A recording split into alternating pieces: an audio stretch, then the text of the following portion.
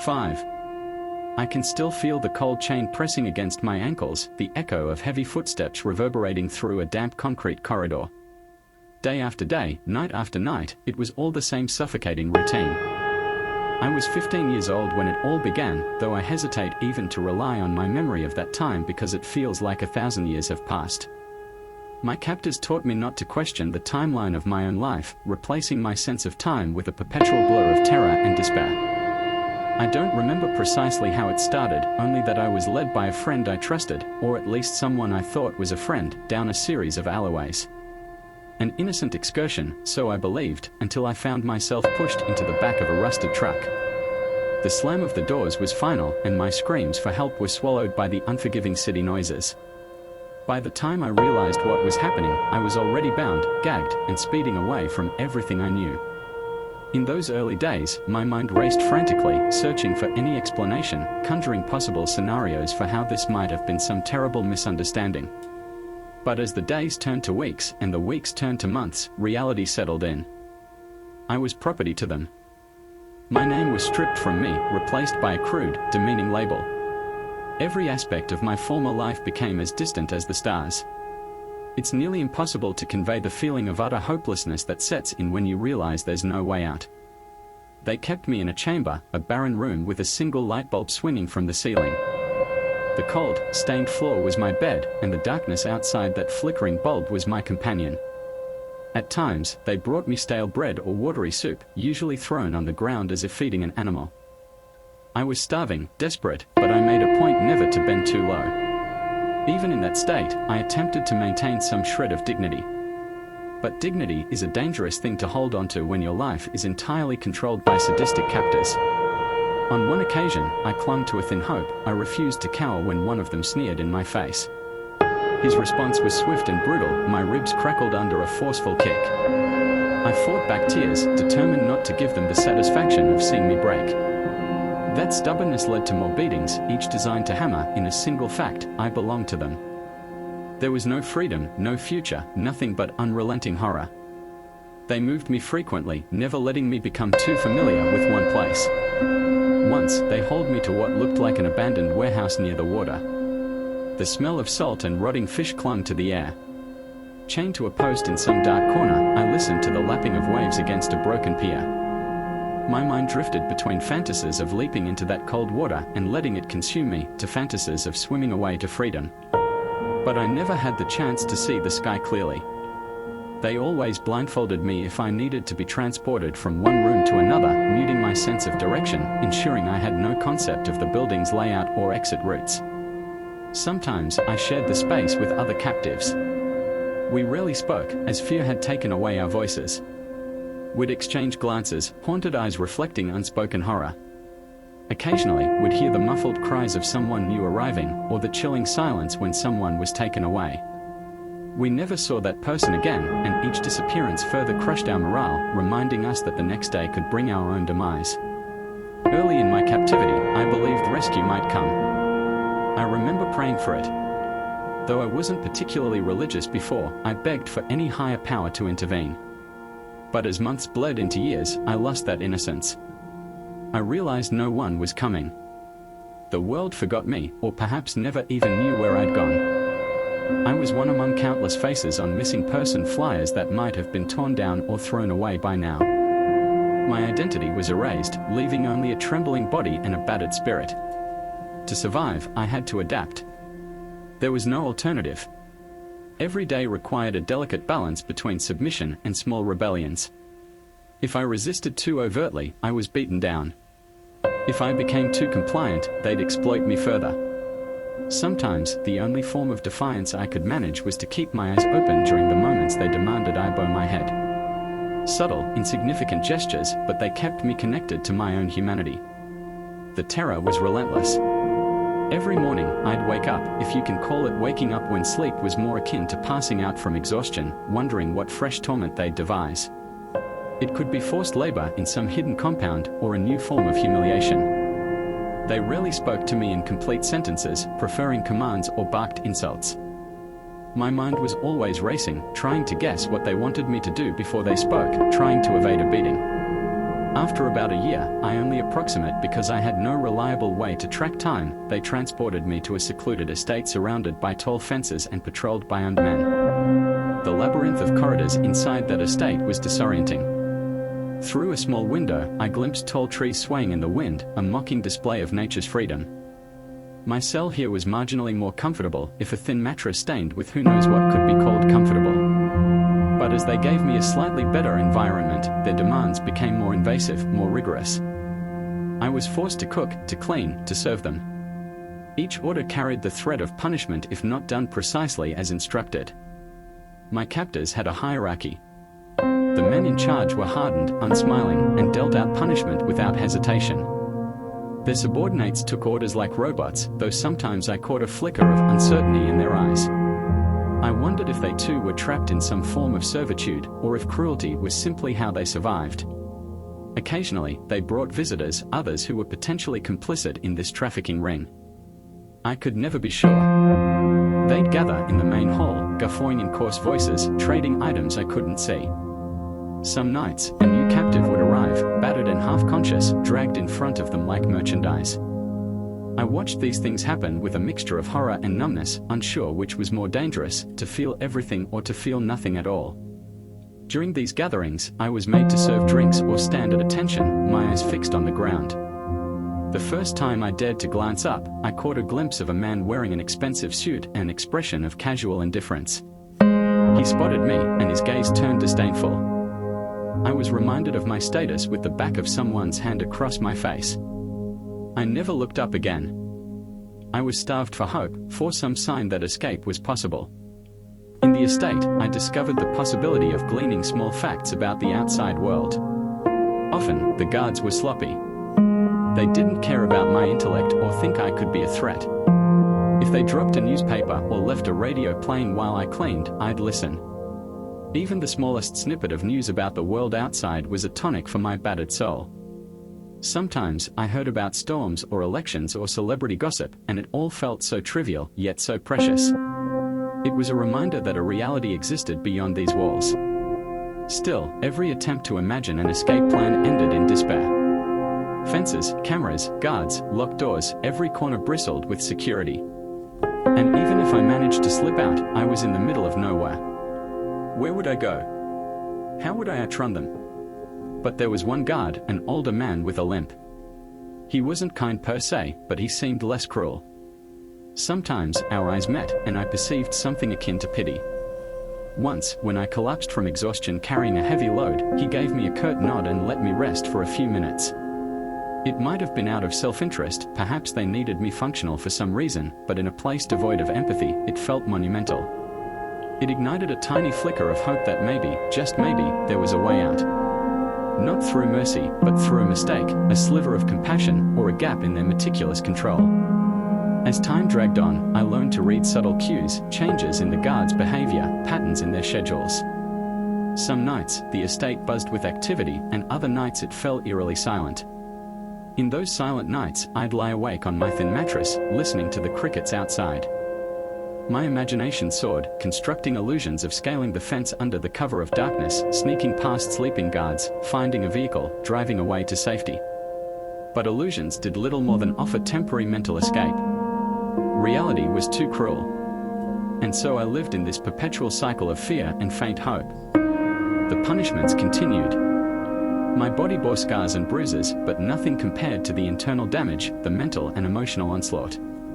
In the darkness, I sometimes forgot my own name, whispering it to myself to keep it alive. Over and over, I'd repeat it like a mantra, forcing myself to recall the person I was before this nightmare.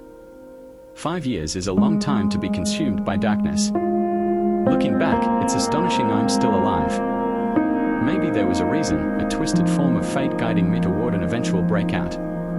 I can't claim I was a hero, orchestrating a brilliant plan. It was more like stumbling across an opportunity at the right moment. But it happened, and that's the reason I'm telling this story. If I could convey every ounce of suffering and terror I endured, I would, but human language fails to encapsulate the depths of that anguish. Now that I've escaped, every second of freedom feels surreal. I can walk without chains. I can see the sky unhindered. Yet the memories remain, haunting me in daylight and nightmares alike. My skin crawls with phantom sensations of shekels, and my mind braces for a blow that isn't coming, at least not anymore. The real world looks almost too bright, too colorful. I feel out of place, as though I've been reborn into a life that both belongs to me and feels alien at the same time. This is the beginning of that story, or rather, the middle, because in some twisted sense, I feel like my true existence started the moment I was taken. Those 5 years defined me, shaped me in ways I can't fully comprehend yet. The details of my captivity are still etched into my consciousness, and the pain is too raw to simply push aside. But I want to share it, not as a quest for pity, but as a testament. A testament to the human spirit, to the possibility of enduring unimaginable cruelty, and somehow emerging on the other side. The estate wasn't my final prison. There were more relocations, more nights spent trembling in fear of new tormentors. Each place had its own horrors and demands. I was auctioned, threatened, exploited. Each transaction chipped away at my sense of self, but ironically also fueled an inner fire. Survival became my lifeblood, a singular goal that pulsed through my veins.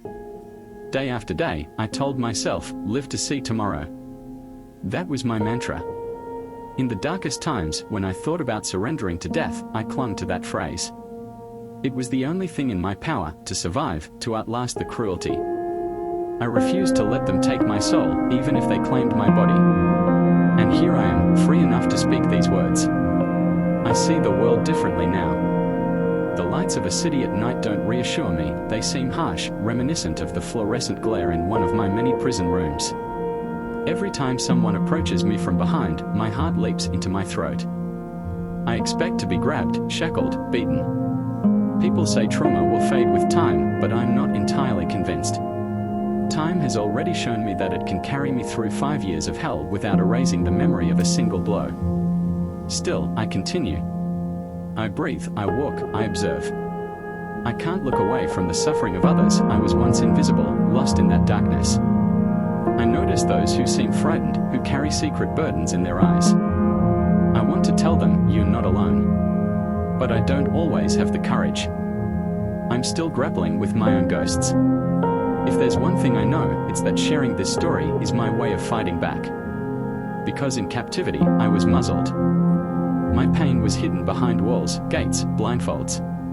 Now, with the ability to speak, I refuse to be silent anymore. The nightmare may be over physically, but its echoes remain. Perhaps by laying them bare, I can begin to reclaim my life, piece by piece. Yes, I was held in slavery for 5 years. Yes, I escaped. But that is only the skeleton of the story. The flesh is made of countless small, horrifying details, the battered rooms, the hushed screams, the clandestine transactions, the casual inhumanity of it all. It's also formed by the fleeting kindnesses I witnessed, the sparks of compassion that flickered in the unlikeliest of places. Those details define me now, and in sharing them, I hope to transform them into something beyond mere victimhood, a testament to the fact that survival, though it can cost you everything, is still possible. After my time at the estate, I was taken deep into a dense forest, where the only trails were dirt paths dotted with ruts and potholes. The drive there was a blur of cramped limbs and unrelenting anxiety. At intervals, the truck would stop, the doors would open, and a wave of fresh air laced with pine would flood my senses. My eyes, however, remained blindfolded. I tried to make sense of the journey through sounds, the crunch of gravel, the distant call of birds, the rustle of trees in the wind.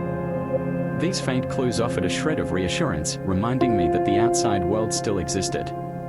Eventually, we arrived at an old cabin hidden beneath a canopy of ancient pine trees. It was a squat structure with peeling logs and a roof patched together with corrugated metal. Once inside, they stripped off my blindfold, and I finally saw the place where I would spend the next harrowing months. The cabin's single room was dominated by a rickety wooden table and a small stove in the corner. A bucket for water and a ratty blanket in another corner completed the grim picture. This was, in many ways, a stark contrast to the estate, simpler, more primitive, but no less a prison. My new captors were a small group of men, each with a gruff demeanor and calloused hands. Unlike the estate, where many people came and went, Hero was in close quarters with the same faces day in and day out. At first, they seemed indifferent to me. They barked orders, carry this, fetch water, clean up, and if I didn't comply quickly, they made sure I regretted it. I learned to move swiftly, to predict what they wanted before they even asked, just to avoid their fists. Time passed strangely in the forest. The sun filtered through the pines, casting elongated shadows on the cabin floor. Without clocks, I measured the days by the shifting light and the repetitive tasks assigned to me. Morning often came with the shrill cry of crows, a foreboding sound that merged seamlessly with my anxious heartbeat. Despite my perpetual fear, I found an odd tranquility in the natural surroundings. Sometimes, when I was sent to gather firewood or collect water from a nearby stream, I felt a fleeting sense of peace listening to the wind among the branches. It was an escape, however brief, from the constant vigilance that captivity demanded. My captors were not the refined criminals of the estate. They wore heavy boots caked in mud, tattered jackets, and possessed a roughness that suggested they were more comfortable in the wild than within polished walls. Their conversation was coarse and minimal. They drank cheap liquor late into the night, occasionally snarling at me to refill their cups. Their eyes glinted with primal aggression whenever I made the slightest mistake. The punishments here were more impulsive, sometimes fueled by drunken rage. At the estate, there had been a twisted sense of order, a hierarchy that determined how and when punishments were doled out. Here, any offense, real or imagined, could provoke an immediate beating. Despite this volatility, I gained scraps of information about why I was there. They spoke in hushed tones about a plan to hold me until an interested buyer arrived. I realized, with a sinking feeling, that I was nothing but a commodity. I had suspected it for a long time, but hearing it confirmed so casually made me tremble with a profound sense of despair. Their conversations hinted at a bigger network, at corridors of power that stretched beyond these ramshackle walls and deep into the underbelly of society. I was merely one piece in a vast mosaic of misery, destined to be sold like an object to the highest bidder. Still, I refused to resign myself to fate.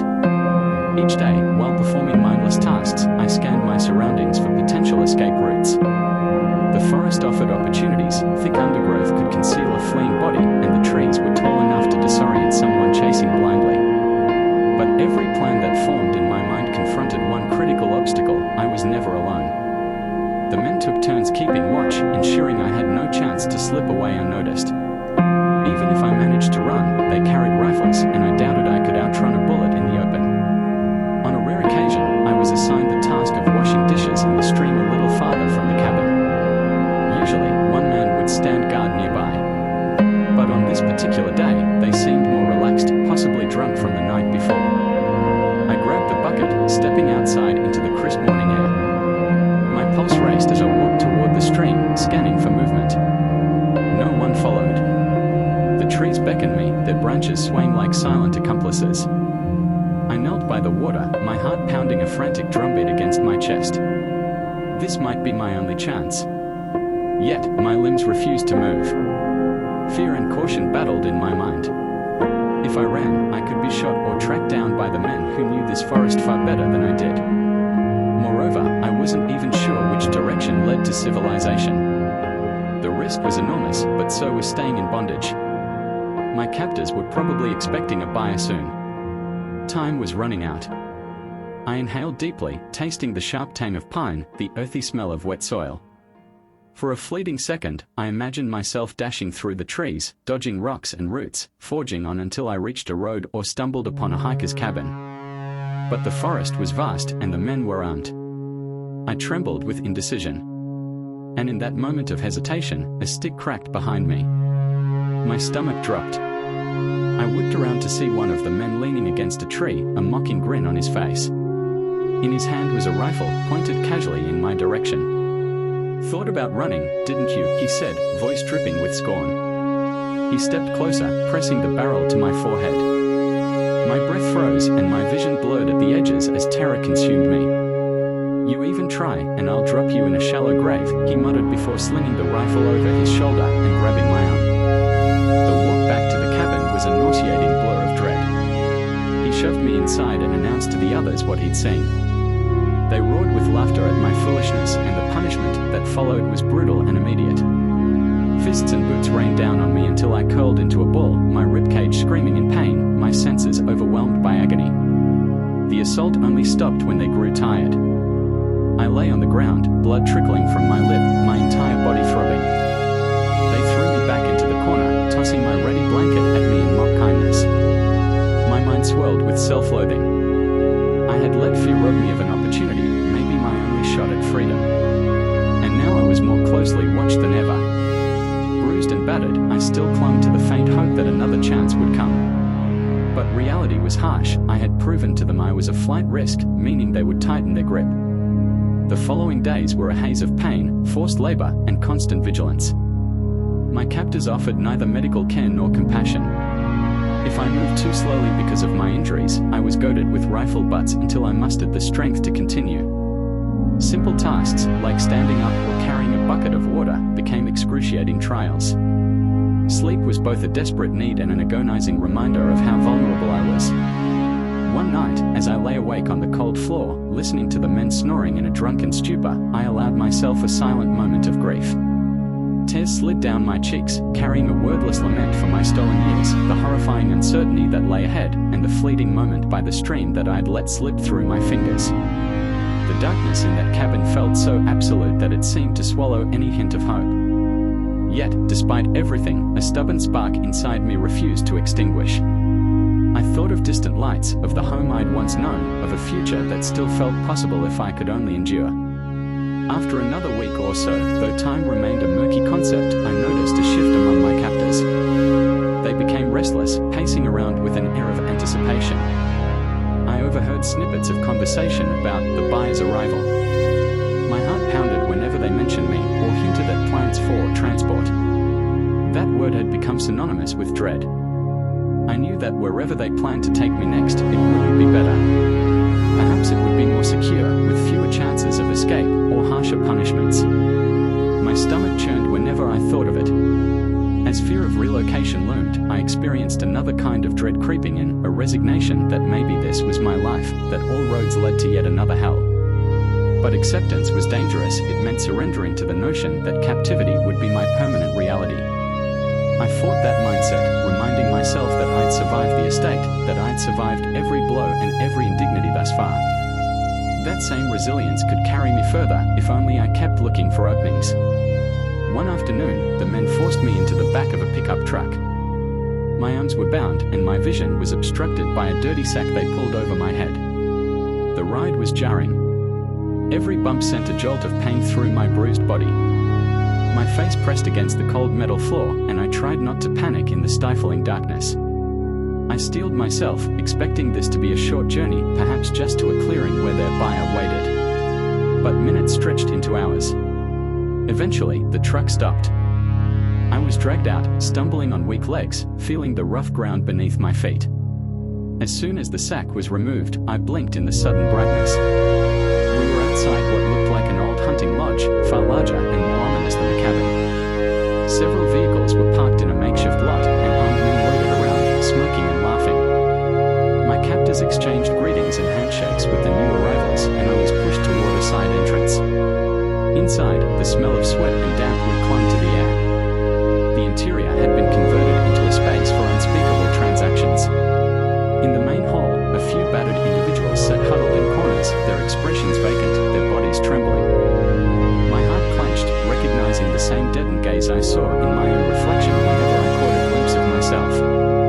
I was instructed to wait, my captors hovering near. Time stretched on, and I watched as a parade of cruelty unfolded around me. People were bartered and examined like livestock, their captors haggling over prices. Some men in suits ambled through the hall, discussing sums and discreetly exchanging envelopes. A nauseating sense of déjà vu washed over me, calling back memories of the estate's gatherings, only this time the atmosphere felt even more depraved. Eventually, a tall man in a dark coat approached my group. His hair was slicked back, and he carried himself with an air of authority. My captors greeted him with a wary respect. He looked me over with cold, calculating eyes, then nodded as though appraising a piece of machinery. Negotiations commenced. I tried to block out the words, figures tossed around as if I was a commodity.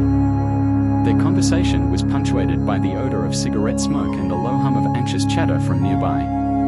Then came the exchange. A stack of bills passed hands, and I felt a sickening lurch in my gut. I was now the property of this new stranger. He gestured for one of his men to take me away, and I was shuffled off to a dimly lit corridor. Another blow to my spirit, another chain added to my shackles, if not physically, then psychologically. I couldn't fathom a future beyond this trade. And so I was cast adrift again, a perpetual captive, living at the whim of cruel masters. The man's subordinates led me to a small side room, barely larger than a closet, and locked me inside. Through the thin walls, I heard snatches of conversation, footsteps pacing the hallway, occasionally a muffled scream. My mind teetered between terror and exhaustion. After so many relocations, I didn't even have the energy to protest or plead. I simply folded onto the floor, knees drawn to my chest, and stared at a single crack in the ceiling. In that confined space, my memory surged. I recalled the estate's flickering light bulb, the forest cabin's savage beatings, the near chance at the stream. Every scene unspooled in my head, each one painting a grim tapestry of my experiences. I shut my eyes against the onslaught, longing for sleep or unconsciousness to claim me. But the unyielding anxiety refused to let go. Eventually, exhaustion overpowered my fear, and I dozed off. My dreams were plagued by twisted variations of my reality, running through forests that turned into endless hallways, encountering shadowy figures that whispered threats into my ear. When I awoke, it was to the clank of the door being unlocked. A guard shoved a plate of stale bread and lukewarm water into the room, barely sparing me a glance. I devoured the bread, ignoring the dust and grime that coated it. My hunger was relentless, and survival overshadowed any sense of revulsion. The water tasted of metal, but I gulped it down gratefully. If nothing else, the minimal nourishment gave me enough energy to remain conscious, to maintain some semblance of alertness. Days passed, how many, I couldn't say. They dragged me out occasionally, presumably so potential buyers or co-conspirators could examine me.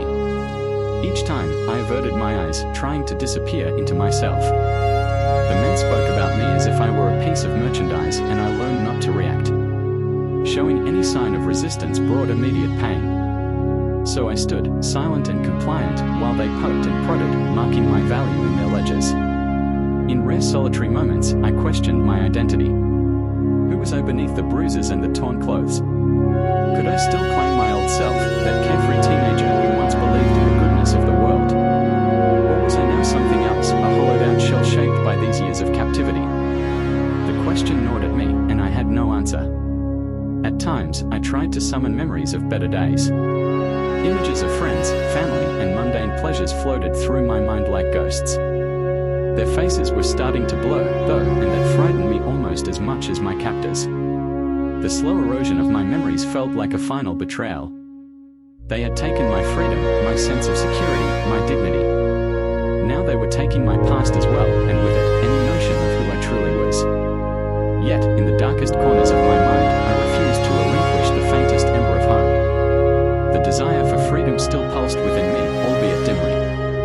I had to believe that some twist of fate, some stroke of luck or moment of cunning, would present a chance to break away. Because the alternative, to give in completely, would be worse than death. It would mean letting them define me entirely, letting them win not just my body but my soul.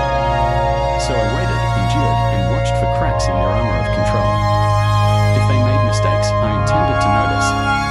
If they let their guard down, even for a second, I planned to exploit it. Surviving had become second nature. Now I needed to do more than survive, I needed to escape. Even if it took years, I had to keep the possibility alive in my mind. Because once that hope died, so would I. And so the stage was set for another chapter of captivity, one that would test my endurance in ways I couldn't yet imagine. This place, with its grim corridors and hushed negotiations, would be my new hell. But it was also a new battleground. I reminded myself every day, my spirit is still mine. No matter how many times they sell me or how many locks they close, I will not be extinguished. I'll endure, waiting for the moment to strike. I don't know how long I spent in that place, hours, days, or maybe a week, before something changed. My new owner, the tall man with the cold eyes, reappeared one morning, accompanied by 2 guards. I was roughly pulled from my cramped room and taken to a larger space that resembled an office. A single window let in a faint shaft of light, illuminating a desk piled with papers and an ashtray brimming with cigarette butts. The man stood behind the desk, his posture rigid, his expression unreadable. He motioned for me to approach. My legs wobbled as I inched forward. Memories of the brutal punishments I'd already endured coursed through my mind. I steeled myself for a beating or yet another humiliating inspection, but instead, he spoke to me in a low, controlled tone. "You can understand me, can't you?" he asked, his voice carrying a hint of condescension. I nodded, barely breathing. He narrowed his gaze, as though assessing my level of comprehension. Finally, he continued, "You will do as you're told here, and you won't cause trouble. If you do, I'll have no use for you. And you know what happens to things I can't use." His meaning was clear. I had only one currency here, my obedience. Nevertheless, there was a disquieting undertone to his words. I sensed he wanted more than just a mindless drone. He had some plan or scheme in mind that required me to be more than just a broken shell. The realization both terrified and intrigued me. If he needed me for something specific, maybe I could leverage that. For now, however, any sign of resistance would be suicide. He tossed a bundle of clothes across the desk. They were ragged but clean enough, far better than the tattered remains I was wearing. "Put these on," he ordered. "Then you'll clean up and assist with whatever tasks we give you. If you behave, you'll eat."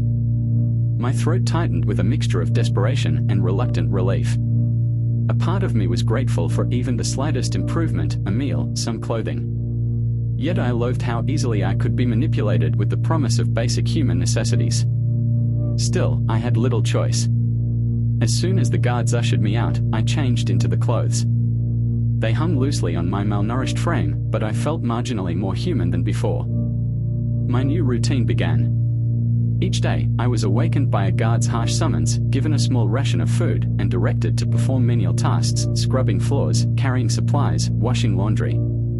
Sometimes, I caught sight of other captives skittering down the corridors, eyes glued to the floor. The tall man orchestrated everything from behind his office door, occasionally emerging to inspect our progress. His presence loomed over the entire operation like a storm cloud, ready to unleash fury at any sign of disobedience. Time was still a blurred concept, but the tasks provided a semblance of structure. I latched onto that structure, as it was the only anchor in an otherwise chaotic reality. Under constant supervision, I learned the building's layout, the narrow corridors that looped around the main hall, the padlocked storerooms stacked with crates of unknown contents, the back door that led to a fenced yard bristling with armed guards and guard dogs. Every detail was etched into my mind, not because I had a grand escape plan, but because I believed knowledge was power. If there ever came a moment to flee, every scrap of information might make the difference between freedom and a bullet in my spine. One evening, I was ordered to clean the main hall after a gathering. The gathering itself had been a vile spectacle, men in suits and combat gear laughing, shaking hands, exchanging money. The air had reeked of alcohol and fear, the latter emanating from a line of new captives who were paraded before potential buyers. I stayed in the shadows, trying to avoid notice. As soon as the last visitor left, the guards shoved mops and buckets into my arms and told me to get to work. Alone in that cavernous space, I dragged the mop across the stained floor. My hands ached, my body trembled from accumulated fatigue, but I forced myself to continue. Suddenly, I heard a timid voice from the far corner. Hey, do you speak English?" I whirled around to see a girl, no older than 14 or 15, curled up behind a stack of chairs. Her hair was matted, her clothes torn. She must have been one of the newest captives. I hesitated, glancing around to ensure no guard was nearby. "Yes," I whispered. "But keep your voice down." She crawled closer. In the dim light, I could see tear tracks cutting through the dirt on her cheeks. I don't know where I am," she stammered. "They said they'll hurt me if I don't cooperate.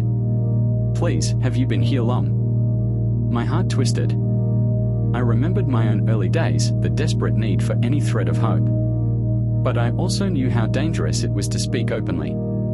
"Not that long," I lied. "Listen, you have to do what they say. Don't draw attention to yourself." She sniffled, clinging to the edge of a chair for support. "Is there any way out?" I couldn't lie outright, but neither could I give her false hope. My voice shook as I replied, "I don't know yet. But if we keep our eyes open, maybe." She nodded, her expression a heartbreaking mixture of terror and yearning. Then a door slammed somewhere in the hallway, and I hissed for her to hide. She scrambled back to her corner, silent as a mouse. The guard's footsteps echoed through the hall, and I immersed myself in scrubbing the floor, hoping he wouldn't notice the girl. Fortunately, he barely spared me a glance before stomping away. After that encounter, I realized that I was no longer just surviving for myself. Even if the girl's path never directly intersected with mine again, the awareness of other captives, some even younger than me, gnawed at my conscience. I wasn't strong enough to protect them, but maybe, if I ever found a crack in this fortress, I could do something to help. The thought weighed heavily, adding a new layer of urgency to my quiet observations. In the following weeks, the building bustled with a sinister energy. More visitors arrived, some leaving with terrified captives who stumbled behind them in chains. The tall man seemed particularly engaged, pacing his office and making cryptic phone calls. At times, I was ordered to deliver trays of food or drink to certain rooms. On one such errand, I overheard a conversation through a partially closed door. A gruff voice said, "We have to move them soon. Too many eyes on us. The authorities are sniffing around." Another voice responded, "Relax. We have safe routes. The trucks will be here next week." My pulse quickened. Another relocation was on the horizon, not just for me but probably for all the captives. With more movement came more chaos, and with chaos came opportunity. But my mind also flashed back to the forest cabin and that last chance by the stream. I promised myself I wouldn't let fear paralyze me if another window for escape presented itself. The risk was enormous, but living in perpetual captivity was worse than death. A day later, I found myself summoned to the tall man's office again. He sat behind his desk, tapping a pen against a sheaf of papers. The guards flanked me, ready to pounce if I showed the slightest disobedience. "I hear you've been doing your tasks without complaint," he said, his voice unnervingly calm. "That's good. But I need more from you." My stomach nodded. More? What else could he want? He pointed at a photograph on his desk, an aerial shot of a dockyard with a cluster of warehouses near the shore. "We'll be moving cargo soon, and you're going to help make sure it's loaded properly." He spoke as if I was an employee who might request a job description. I swallowed. Yes. Okay. He raised an eyebrow at my compliance. "Disappoint me, and you'll regret it." Then he motioned for the guards to take me away. As I was led out, I caught a glimpse of a small map tacked to the office wall. It showed a route from our current location to what I assumed was the dockyard. Words were scrolled in the margins: checkpoints, secure, high risk. My mind latched onto every detail. We were going to a port city, presumably to ship out contraband or captives, or both. The operation was larger and more organized than I'd ever imagined. The night before we left, I barely slept. Adrenaline coursed through me. The possibility of escape in a crowded dockyard flashed through my mind. Yet I feared the unknown. They would undoubtedly be on high alert. Armed men would be everywhere. But a voice inside me whispered that if I didn't try, I might never get another chance. The only consolation was that the tall man seemed oblivious to my silent resolve, viewing me as a useful but harmless tool. When dawn arrived, the guards rounded us up, about 10 captives in total, including that frightened girl I'd seen before. We were herded into the back of a truck, crates lining the walls, leaving only a narrow space for us to sit. The truck's engine roared to life, and we lurched forward, the dim interior filled with a choking stench of oil and sweat. Through tiny cracks in the wooden panels, I glimpsed the world outside, a blur of greenery that eventually gave way to paved roads and industrial buildings. As the hours dragged on, my body ached from the cramped position. Occasionally, the truck stopped at checkpoints. We could hear muffled voices, the jingle of keys, the scrape of a clipboard. My heart hammered with each checkpoint. If something went wrong, we'd pay the price. Yet at the same time, I hoped for a mishap, something that would throw the operation into disarray. But each time, the truck was waved through. Eventually, the vehicle rattled onto a rougher road. The air smelled of salt and seaweed. We must be close to the docks, I thought, my pulse racing at the idea that in mere moments, I'd be at a bustling port. My thoughts spun with questions. Would the area be crowded with civilians? Could I slip away unnoticed? I shoved the desperation down, reminding myself to remain calm and observant. The truck screeched to a halt. Men shouted instructions and the rear doors were thrown open, daylight flooding in. I shielded my eyes, momentarily blinded. Then we were pulled out, one by one. The dockyard stretched out before us, a maze of shipping containers stacked high, massive cranes looming overhead like skeletal giants. Cargo ships bobbed at the wharves, their hulls groaning as they rubbed against tires used as bumpers. The tall man was there, directing the guards. He barked orders for us to unload crates from the truck and stack them near one of the warehouses. My legs felt weak, but I forced myself to move, picking up a crate with trembling arms. Each step I took on the uneven ground sent jolts of pain through my battered body. Still, I was outside, under the open sky. If I could just slip behind one of those containers. An angry shout shattered my reverie. A guard roughly yanked me back into line. "Don't get any ideas," he growled, jabbing a gun into my ribcage. I nodded, feigning submission. For the next hour, we formed a makeshift chain gang, passing crates from the truck to the warehouse entrance. I stole glances at my surroundings, the gates, the fences, the number of guards. The place was heavily secured, with men posted at key points. My hope dwindled. This was no chaotic marketplace, it was a well-guarded smuggling hub. Still, I kept my eyes peeled for anything that might be an advantage. Then, as I bent to set down a crate, I heard a commotion by the gate. A group of uniformed officials, customs officers, perhaps, had arrived, demanding paperwork. The tall man strode over to them, calm and collected, handing over a sheaf of documents. My heart thundered. If these officials suspected anything, maybe they'd investigate. But the tall man was prepared, no doubt he had everything carefully orchestrated. While they argued, I noticed the girl, the same one I'd spoken to briefly in the main hall. She hovered near a stack of crates, eyeing an opening behind the containers. She looked at me, and our gazes locked for a split second. I recognized the resolve in her expression, the same fervent desperation I felt. But my mind screamed at her to stay put. If she made a run for it now, they'd shoot her before she got 2 steps. But she moved anyway. Quiet as a breeze, she slipped behind the crates, inching toward the far side of the container stack. My stomach lurched. I wanted to call out, to warn her, but that would only draw attention to both of us. Instead, I set my crate down and tried to maneuver so I could see where she was headed. A guard noticed me shift. "What are you doing?" he snapped. I need to move another crate," I said meekly, pointing to a box near the spot where the girl had disappeared. He followed my gaze and frowned. For a terrifying instant, I thought he would investigate. But another guard called him over to help with a jammed pallet jack, and he stalked away. I exhaled shakily, glancing around. The tall man was still occupied with the officials, though it seemed he was wrapping up the conversation. If the girl was truly trying to escape, her time window was seconds at best. Another guard patrolled nearby, occasionally peering around. My heart hammered so violently I thought it might burst from my chest. Suddenly, a cry rang out from beyond the container stack. One of the guards shouted, "Hey! Where the hell are you going?" Shots rang out, sharp, deafening cracks that echoed against steel walls. My blood ran cold. The crowd of captives and guards tensed, turning their heads toward the noise. Then there was silence. An eerie stillness settled over the dock. The customs officials looked startled, but the tall man quickly ushered them away, offering some excuse.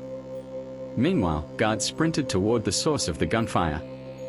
Moments later, they returned, grim-faced, dragging a limp form between them. The girl's hair, matted and dark, swung limply against her ashen face. My eyes burned with tears that I couldn't let fall. She was either dead or close to it. Her failed attempt lay like a dreadful omen in front of us.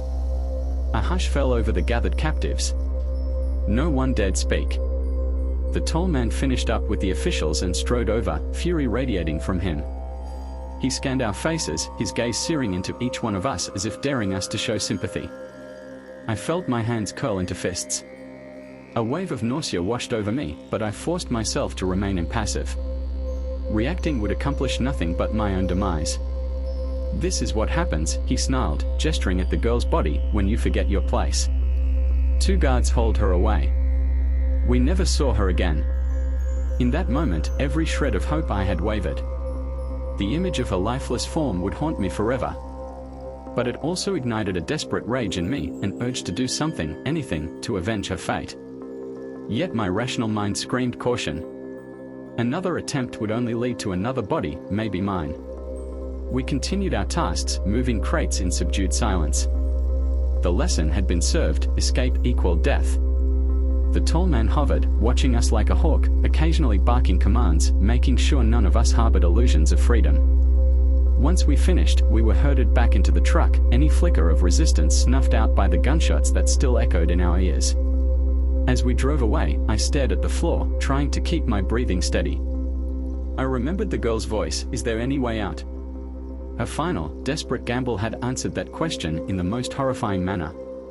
As the truck rumbled down the road, each jolt sent stabbing pain through my body, but the physical discomfort paled compared to the mental anguish. I felt guilty that I hadn't tried to help her, guilty that I was relieved it wasn't me. But I had survived. The truck's metal walls pressed in on me, stifling and cold. Once again, I was reminded that my captors considered me nothing more than living cargo. I vowed, silently, that if an opportunity arose, I wouldn't let terror freeze me again. I would remember that girl, her naive hope, her final act of courage, and I would carry it with me, no matter the cost. Night fell by the time we returned to the compound. The guards barely gave us time to eat before shoving us into our respective rooms. I sat on the edge of a wooden cot, the single bulb overhead flickering like a dying star. My body trembled with a potent mix of anger, grief, and exhaustion. Sleep didn't come easily, and when it finally did, my dreams were filled with the sound of gunshots and the sight of the girl collapsing onto the concrete dock. Over the next few days, operations at the compound intensified. More trucks arrived, loaded with crates, and left just as quickly. The tall man was often on the phone or conferring with subordinates. I gleaned that the entire network was on edge, worried about increased law enforcement scrutiny. For us captives, that meant tighter restrictions. Guards escorted us everywhere, and we were forbidden from talking to one another.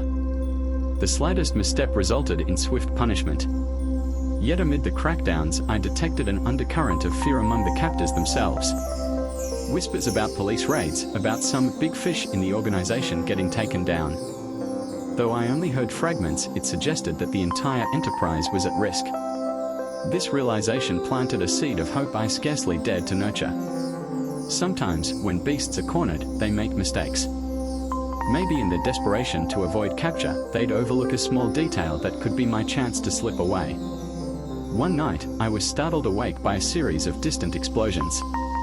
The guards were in a frenzy, running up and down the corridors, shouting orders. Through the grimy window in my room, I could see the glow of fire on the horizon. Something was happening out there, something big. I pressed my ear to the door, straining to catch snippets of conversation. The words "raid, police, and burn the evidence" filtered through, sending a surge of adrenaline through my veins. Burn the evidence. My chest tightened. That might include us, the human cargo. I recalled stories of traffickers killing their captives rather than letting them be rescued. Panic surged. I had to be ready for anything. I paced the small room, chest heaving with dread. Was this the end? Hours passed without a guard entering. The commotion outside escalated, gunshots and shouts echoing in the distance. My imagination spiraled, conjuring both rescue scenarios and mass execution scenes. Eventually, the door swung open and a guard glowered at me. "Move," he ordered, brandishing a rifle. "We are leaving." My heart pounded as he dragged me into the hallway. Other captives were being rounded up too, some still groggy from sleep, others trembling in silent terror. The tall man appeared at the end of the corridor, barking commands, wearing a look of pure fury tinged with desperation. The compound was being evacuated. My pulse raced with conflicting emotions, terror that they might murder us en route, and a spark of wild hope that chaos might pave a road to freedom. We were herded outside, where trucks idled with engines running, headlights piercing the darkness. Smoke hung in the air, the acrid smell of burning chemicals mingling with the tang of fear. The tall man approached one of the guards standing near me. "Take them to the secondary location. Don't let anyone follow. If the cops catch up, you know what to do," he said, his voice deathly cold. The guard nodded grimly. I bit down on the inside of my cheek, fighting the urge to scream. "You know what to do" almost certainly meant kill us rather than let us be found. It felt like the world was collapsing around me. But it was precisely in this terrifying uncertainty that I sensed the faintest glimmer of opportunity. As we climbed into the back of yet another truck, I focused on my breathing, trying to maintain composure. The captives, maybe a dozen of us, were crammed inside, the door slammed shut behind us, locking us in darkness. The engine roared, and we lurched forward once more, unsure if the next hours would bring execution or salvation. I closed my eyes, recalling every detail I'd memorized about these trucks during previous transports. The weak spots in the wooden slats. The angle of the locks. The weight of armed guards typically stationed in the cabin versus the rear. Slowly, I inched toward one corner, where I knew a panel was looser than the others. My body ached, exhaustion pulling at me, but I resisted. Instead, I felt for any cracks or give in the boards. The other captives around me clutched one another, some whispering prayers. A sense of shared desperation permeated the cramped space. I considered whispering my plan, what little I had of one, to them. But I didn't know if they could keep quiet, or if their panic might lead them to betray me unintentionally. Each second was a risk. The truck bounced over a pothole, nearly throwing us off balance. At last, my fingers found a small gap in the wood. Carefully, I applied pressure. It gave, just enough to confirm that the plank could potentially be pried open. If I managed to loosen it quietly, I might slip out. But then what? We were speeding through darkness, likely with armed escorts. Even if I survived the jump, the guards might notice or shoot me. And what of the others? Could I leave them behind to face slaughter? My mind whirled, trapped between moral anguish and survival instinct. The memory of the girl's lifeless body at the dock came rushing back, chilling my resolve. I had seen her try to break free alone, and it ended in tragedy. But this might be the last chance. The only reason I was still alive was because the tall man wanted to move cargo, not exterminate it, at least until the cops got too close. As the truck rattled along, I strained to catch the sound of sirens or helicopter blades, any sign of an active pursuit. I heard nothing but the rumble of engines and the muffled sobs of those around me. My pulse thundered in my ears, time stretching into a surreal tapestry of desperation. The burning question remained, should I risk an immediate escape, or wait for a better moment, if one would ever come? Eventually, the truck slowed. The abrupt deceleration made everyone lurch forward, colliding against the crates and each other. Some captives moaned in pain. My heart leapt to my throat, certain that this was the moment the guards would open fire. But instead, we heard shouting and the clank of metal gates. The truck rolled on for a few more minutes, then came to a final stop.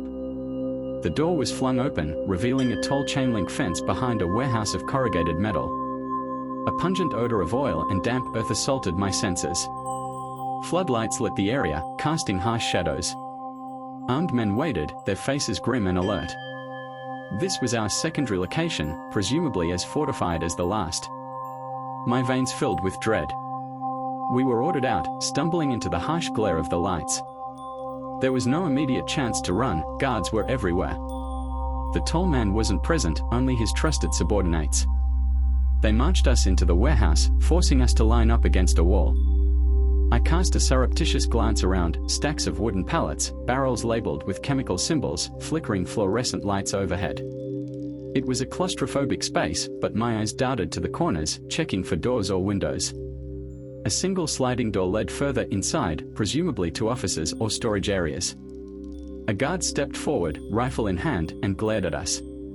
"We are gonna keep you here until the boss sorts things out. You cause trouble, you die."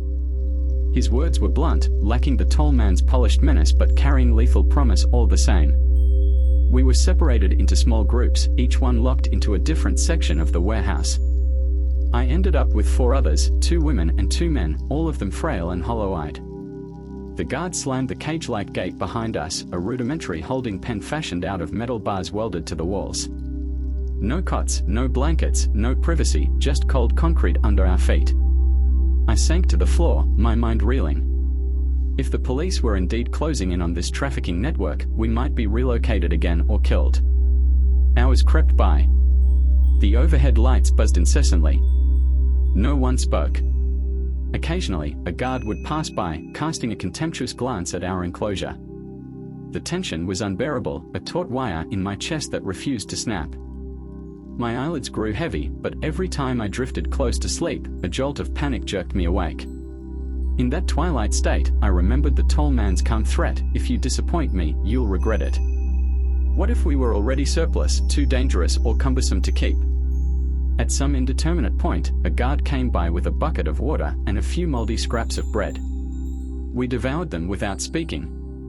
The thirst was the worst, my throat parched from the stress and lack of clean water. Even the rancid taste of the bucket water was a temporary reprieve. In the corner, one of the women shivered violently. Feverish, perhaps. Her cheeks burned bright red, and she muttered incoherently. I tried to comfort her, placing a hand on her shoulder, but I had no medical supplies. She whimpered as though my touch hurt. The man next to her ripped a piece of his shirt and dipped it in the water, pressing it to her forehead. A small gesture of compassion in a place starved of kindness. Finally, I drifted into a restless sleep, haunted by nightmares of gunfire and flames. When I stirred, the buzzing lights signaled morning, or what passed for morning in that windowless chamber. A commotion outside drew my attention, muffled voices rising in agitation. The clang of metal echoed from somewhere beyond the corridor. Nervous, I pressed myself against the bars, peering down the hallway. 2 guards rushed past, their faces etched with alarm. Something was wrong. Part of me hoped it was a rescue operation, but I knew better than to jump to such a conclusion. Yet the intensity of their movements suggested some crisis. Another hour passed with no further information. We waited, hearts pounding, imprisoned in uncertainty. Eventually, a door slammed and the tall man's voice boomed through the warehouse. He was furious, cursing at his underlings. From the snippets we could catch, it sounded like external pressure had escalated. Police raids, border checks, some vital link in his supply chain had been compromised. My chest tightened. This could be the final straw that pushed him to eliminate all excess baggage. And we, the captives, were as excess as it got. The tall man appeared before our cage, flanked by guards. His icy gaze swept across us. Behind him, someone carried a clipboard, taking inventory. Load them up for transport, but do it quietly. We leave at dusk. Load us up. Another relocation. My breath caught in my throat. Where could they possibly take us now? And how many more times could I endure being packed into another truck, another prison? Yet a faint sliver of hope flickered in me. Relocations were chaotic, and chaotic moments sometimes offered chances to slip away. I tucked that thought away, careful not to reveal anything in my expression. The tall man's lips thinned into a ruthless line. No mistakes this time, he warned the guard, then strode off, boots echoing in the vast warehouse. We were left trembling, uncertain whether we should be relieved to have another reprieve from death or terrified of what awaited us on the road. Even the air felt stifling, heavy with a sense of impending doom. As dusk approached, the guards unlatched the cage and ordered us to stand. They cuffed our hands behind our backs, steering us toward a large cargo truck parked behind the building. My pulse hammered, thinking of all the times before. But this time was different, everyone seemed more frantic. The entire operation was on edge, primed to flee at a moment's notice. We were shoved into the back of the truck, no illusions of comfort or safety. I nearly fell onto another captive as I stumbled in the cramped space. They slammed the doors shut, plunging us into darkness. The engine revved and we rumbled forward, leaving the warehouse behind. With each turn, each jolt, the sense of finality grew. If we were caught in a police blockade, the guards might massacre us. If we made it past the blockade, we might end up somewhere even worse, some remote location where no one would ever find us. Bound and immobilized, I recalled the moment by the stream in the forest, my cowardice in not making a run for it. I remembered the girl at the docks, shot down in her desperate attempt. My soul was torn between the primal urge to survive and the haunting guilt of inaction. Now, locked once again in a truck, it felt like all these experiences converged into a single point of crisis. If I got another chance, would I have the courage to act, knowing that failure likely meant a bullet or worse? The truck roared into the night, carrying us toward an uncertain fate. I closed my eyes, drowning in a tumult of terror and faint hope. If the world out there was indeed cracking down on our captors, we might face a showdown soon. One way or another, I sensed a climax was coming, a test not just of my captor's ability to keep me chained, but of my own will to break free once and for all. The truck shuddered over uneven terrain, jostling everyone inside so violently that we had to press our shoulders against the metal walls just to keep from falling over. Darkness reigned, broken only by the occasional sliver of moonlight that seeped through the gaps in the boards. My hands, still cuffed behind my back, were going numb, and each bump slammed my wrists against the unforgiving wood. Someone near me whimpered softly, trying not to draw attention from the guards in the cab. The fear within that cramped space was nearly tangible, as if at any moment it could erupt into chaos. Hours might have passed, it was impossible to say.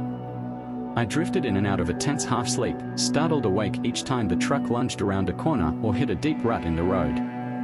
My mind churned with questions. Where were we headed? Would we be executed on arrival, or were we too valuable to kill just yet?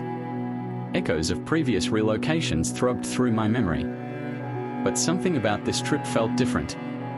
The air was charged, as though we were skirting the edges of a battle zone. Sometimes, in the distance, I heard what could have been gunfire, followed by long stretches of silence. The notion of a looming confrontation, police or otherwise, fueled both hope and dread. At last, the truck slowed. I felt the engine rumble beneath me, shifting gears, then the squeal of brakes as it pulled to a stop. My pulse raced. This was the moment. The door might fling open, weapons might be turned on us, or, by some miracle, I might find an opening to flee. My entire body tensed as I braced for the worst. A guard's voice came from outside, muffled and urgent. Doors slammed, boots thudded on gravel. Another voice answered, sounding equally tense. I couldn't parse their words, but the tone carried anxiety. Several minutes crawled by in excruciating uncertainty, with no one opening the rear doors. Perspiration beaded on my forehead. I tried to swallow the lump in my throat, fighting the urge to cough, knowing every noise was a potential risk. Finally, the truck lurched forward again, rolling through what felt like a gate. My heart dropped. This must be our new prison. The truck halted once more, and this time the latch clicked. Daylight, or perhaps it was the hazy grey of dawn, gushed in. Guards stood silhouetted against the open doors, rifles in hand. Everybody out, one barked. We shuffled forward, cramped limbs protesting every movement. Jumping to the ground, I stumbled on stiff legs, nearly toppling onto the gravel lot beneath me. Blinking hard, I tried to orient myself. My eyes slowly adjusted, revealing a large, fenced compound edged by towering pines. The fence line glinted with what looked like coils of barbed wire. I spotted a squat, bunker-like building a short distance away. Beyond that, the contours of a second structure rose from the gloom, metal siding reflecting the pallid morning light. Guards were stationed at intervals around the perimeter, rifles at the ready. No sign of the tall man.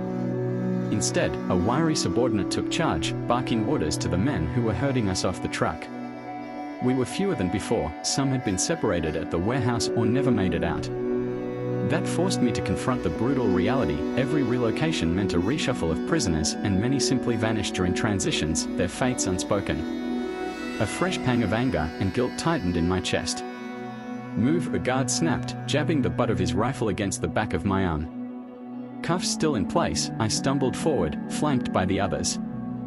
My ankles burned with each step on the gravel, reminding me of all the beatings and forced labor that had battered my body over the years.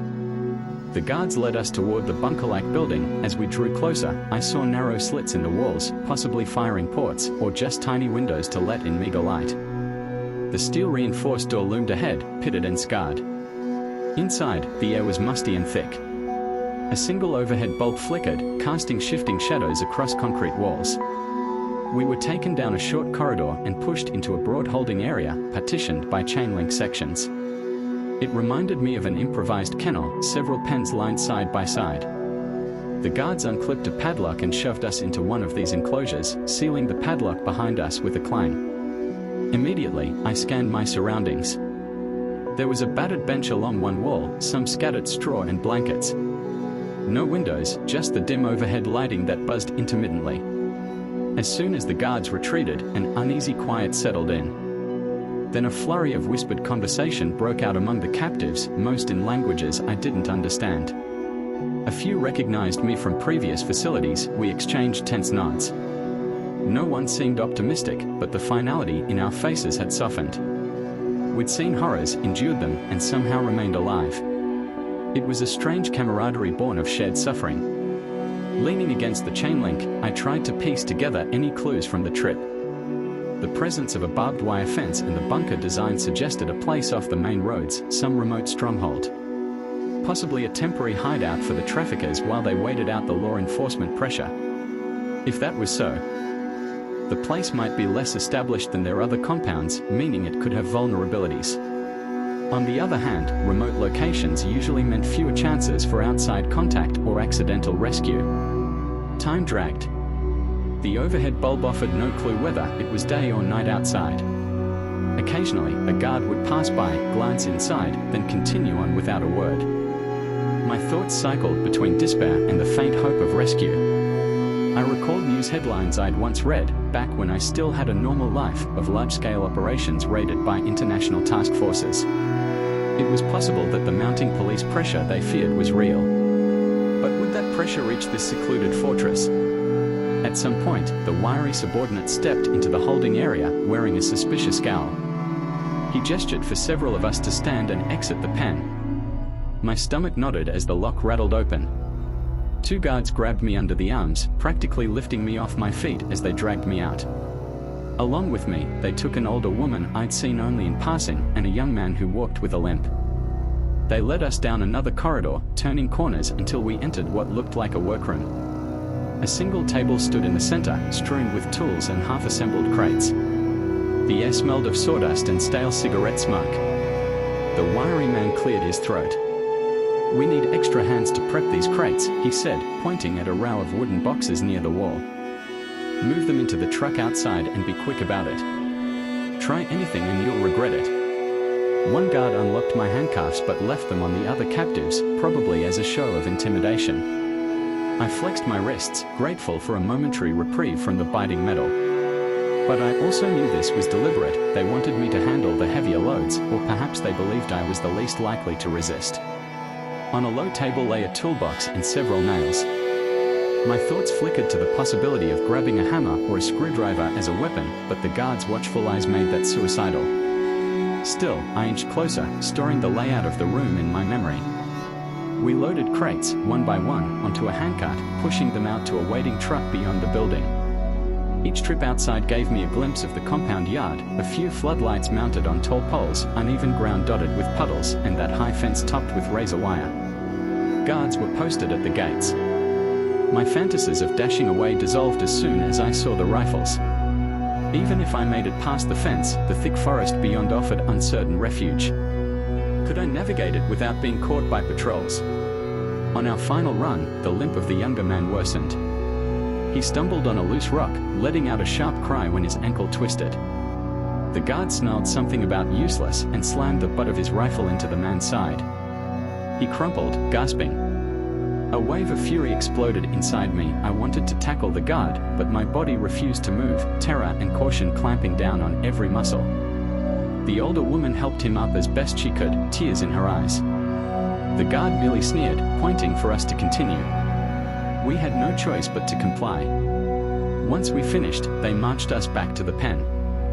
They cuffed me again, this time behind my back, perhaps worried I'd shown too much independent movement. I bit my lip until I tasted blood. My illusions of a smooth escape vanished, overshadowed by the helplessness that seeped in whenever I witnessed their brutality. In the pen, more hours bled away. We scavenged water from a bucket the guards dropped off, and someone found a bit of moldy bread hidden behind the straw. We passed the bread around, each taking a small bite, though we were all starving. Hunger was a constant drumbeat, a gnawing ache that had haunted me for years now. Yet it paled beside the deeper anguish of captivity, the relentless erosion of hope and identity. That night, or what I assumed was night by the lull in guard rotations, a hush settled over the bunker. The overhead bulb in our enclosure was switched off, leaving only the faint glow of a distant emergency light. I pressed my face to the chain link, trying to see down the corridor. At the far end, I spotted a guard dozing on a stool, head drooping. It was a minor lapse, but any lapse from them was significant. An idea began to form. If the guard was truly asleep, maybe someone with free hands could silently pick the lock or search for a tool. But I was cuffed, and so were most others. One captive, though, a middle-aged man with weathered features, still had only one wrist chained. He'd lost a hand at some point, leaving nothing for the second cuff to secure to. He noticed me watching, and in the dim light, I saw recognition spark in his eyes. I mouthed, "Lock," and tilted my head toward the chain holding our gate. He glanced toward the dozing guard, then raised his bound arm in a wordless gesture of frustration. It would be tough, but perhaps not impossible, for him to maneuver a piece of wire or something similar with his partial arm and free hand. My heart thudded against my ribs. If we made noise, or if the guard woke, we'd be shot. Minutes stretched in taut silence.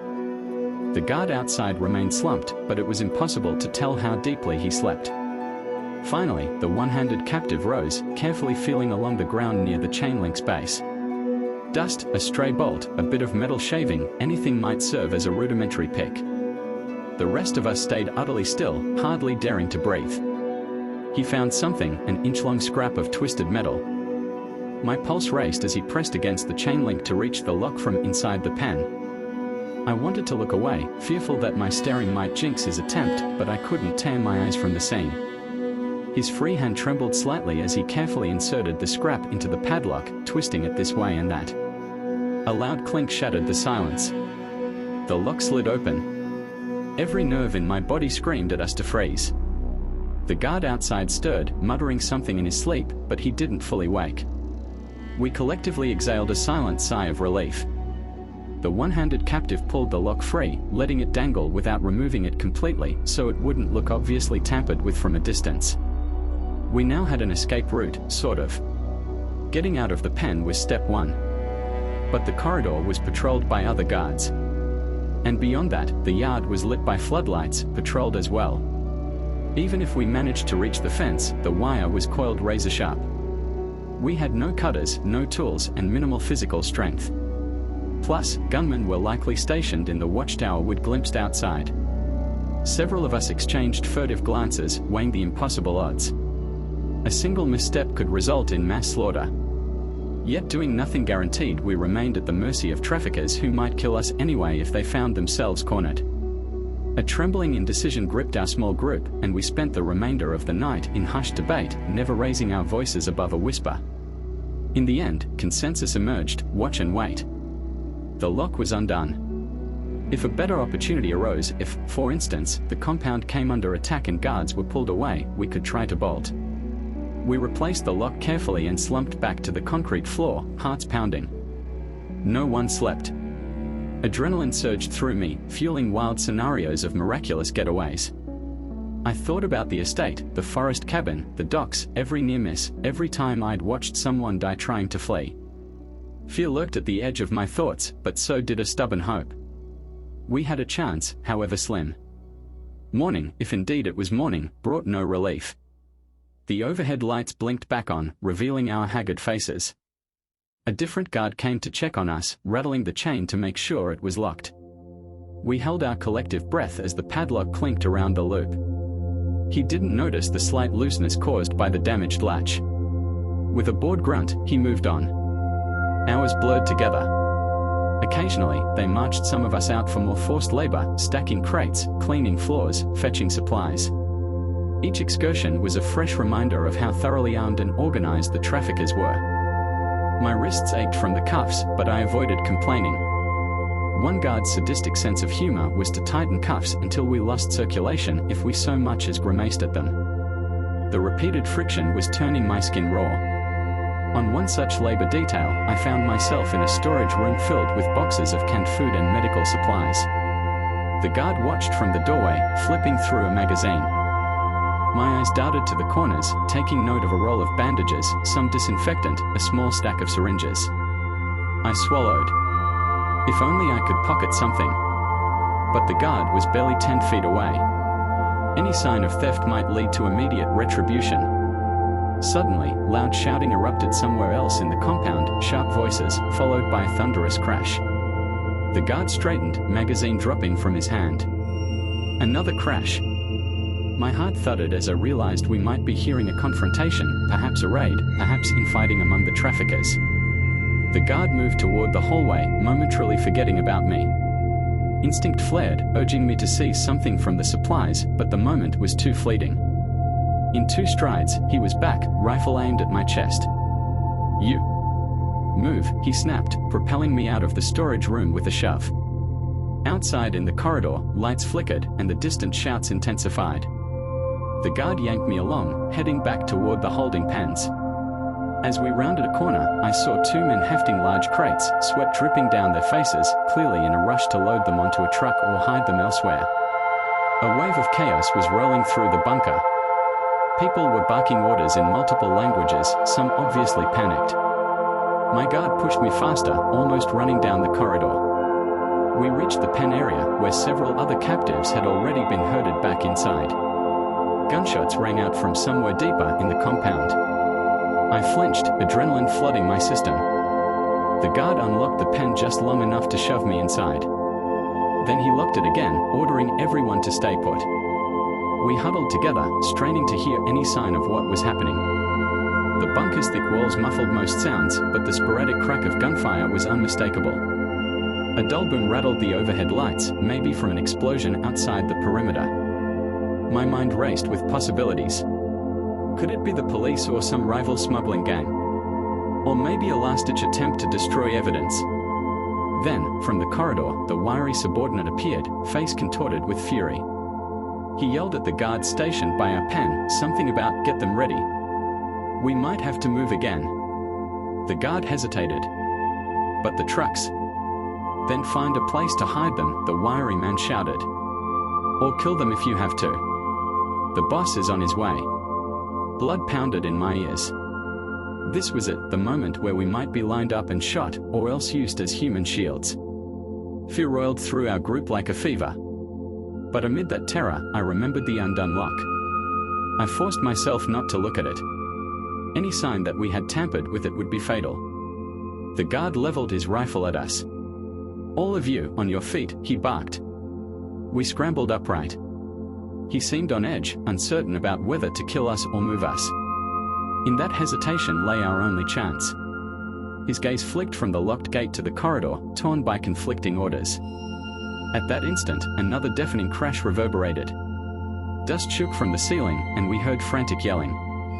The guard spun around, momentarily distracted, shouting back into the corridor, "What's going on?" He took a few steps away, rifle still in hand but no longer trained on us. All our eyes darted to the loosened padlock. This was the chaos we'd been waiting for, the opening we might never see again. The one-handed captive moved first. With a swift, fluid motion, he pushed the chain aside. The gate swung open. My heart hammered, every second counted. Silently, we spilled out, half expecting the guard to turn and cut us down in a hail of bullets. But he was fixated on something else, perhaps the voices screaming from deeper in the bunker. We slunk up behind him like ghosts, a tight knot of terrified, desperate people. Someone near me held a short length of pipe, maybe they'd pried it from the cage. A faint glint in the overhead light.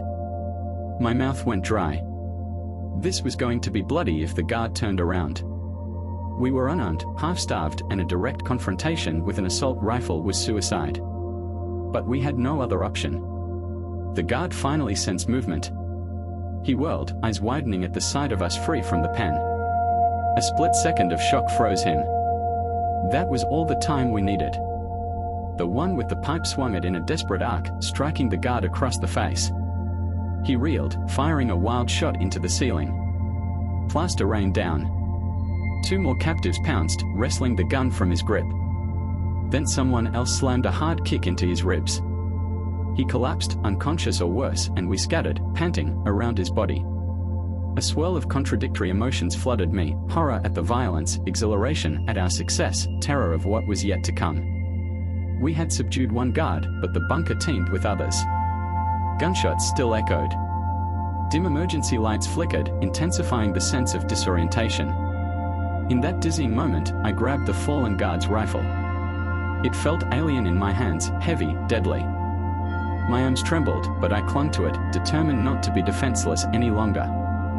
The group looked at each other, uncertain who should lead. We were a ragtag band of survivors, speaking different languages, each battered by years of cruelty. The one-handed captive nodded at me, then motioned toward the hallway. He had a superficial wound on his cheek from the scuffle, but his eyes burned with fierce resolve. We crept along the corridor, trying to minimize the sound of our footsteps. The place was in utter disarray, lights flickering, doors ajar, crates overturned. At an intersection, we glimpsed two guards sprinting away from us, presumably responding to a crisis elsewhere in the compound. The smell of smoke drifted in, acrid and suffocating. I coughed, blinking through stinging eyes, but pressed on. One corridor led to an exit door we'd seen on earlier errands. If we could reach the yard, maybe we could slip through a gap or overshadowed section of fence. The greatest danger was that the yard might be crawling with armed men.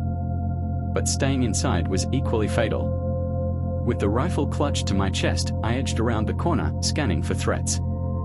My breath caught. A guard stood near the exit, back turned, shouting into a walkie-talkie. I couldn't understand his words, but the urgency in his tone was unmistakable. We froze. The group behind me huddled close, hearts thundering in unison. Should we try to sneak by, or was a fight inevitable? Our chance of stealth was slim. He blocked the door. I lifted the rifle, sweat trickling down my temple. I had no idea how to properly fire it, but maybe just the threat would suffice. One of our group whispered in a language I didn't know, pointing at the guard. Another captive, an older woman, clutched the length of pipe with white-knuckled determination. She looked at me, then at the guard, a question in her eyes. I shook my head gently, signifying caution. If we attacked, the shot might alert every other guard in the compound. Then fortune wavered in our favor. A deafening explosion from outside shook the building, causing the lights to flicker off entirely for a moment before sputtering back to life. The guard jerked around, momentarily losing his grip on the walkie-talkie. He cursed and bent to retrieve it. That instant of confusion was everything.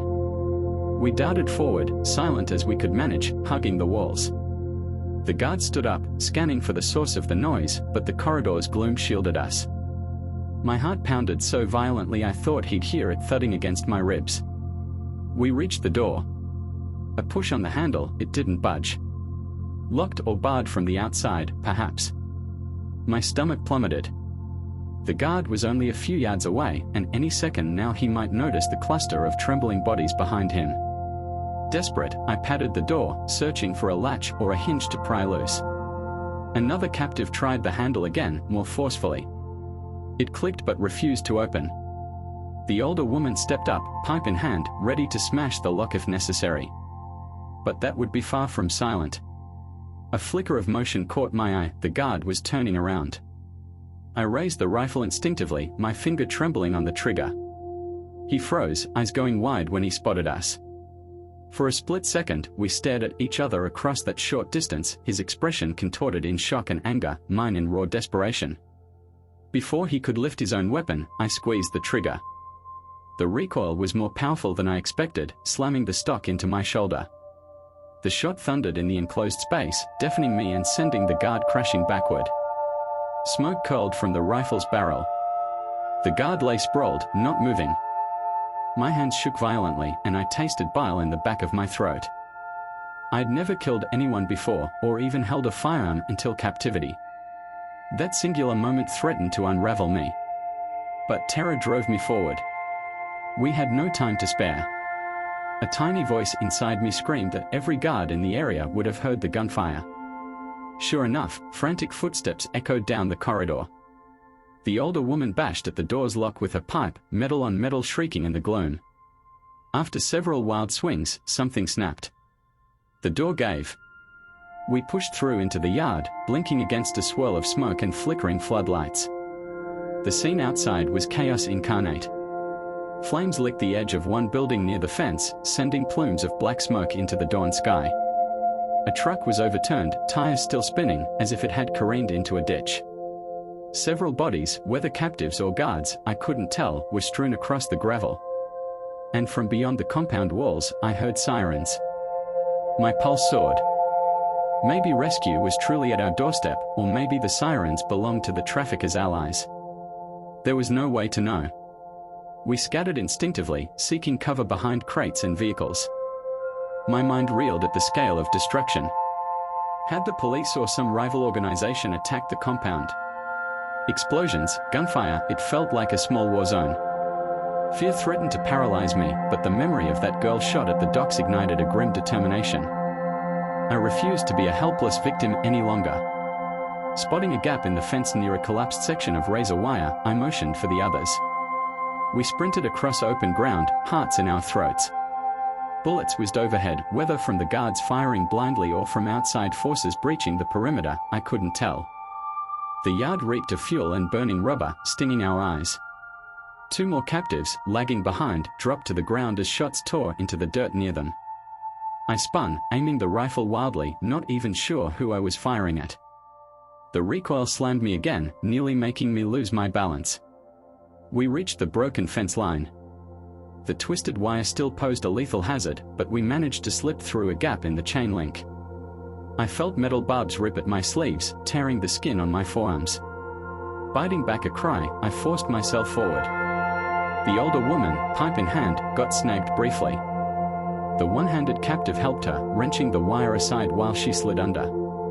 Another shot rang out, kicking up gravel. We ducked low, stumbling into the underbrush beyond the fence. A dense stand of pines stretched before us. The pungent scent of sap hit my nostrils, oddly soothing even amid the chaos. Smoke from the burning bunker drifted on the wind. We sprinted deeper into the trees, lungs burning. My knees felt weak, but adrenaline propelled me forward. Behind us, the compound's floodlights painted the sky an eerie orange, flickering through the branches. More gunshots, more shouts, an explosion that rattled the forest floor. We ran until our bodies could no longer hold pace. At last, we collapsed behind a fallen log, panting and shaking. The cold forest floor pressed against my palms, reminding me starkly of how alive I still was and how easily that could change. My breath came in ragged gasps. One captive had a bleeding arm, another limped badly. In the darkness, I couldn't see how many of us had made it out. 7. 8. It was too chaotic to be sure. Some might have peeled off in other directions. Some might still be inside or lost in the confusion. My chest constricted with a sick guilt, but I pushed it aside. Survival was all that mattered now. The older woman's eyes brimmed with tears as she looked at me, then at the forest around us. She whispered something in a language I didn't recognize, but the gratitude in her tone was unmistakable. I glanced at the one-handed captive, who was crouched, scanning the surroundings for threats. He gave me a slight nod, acknowledging the shared victory. We couldn't stay here. The traffickers might send dogs, or the authorities might mistake us for criminals. We had to keep moving, or at least find a place to hide. My entire body trembled as I faced the stark reality. We were free in the most rudimentary sense, but the wilderness offered its own dangers. We had no supplies, barely any clothing suitable for the cold. And we were still wounded, hungry, and traumatized.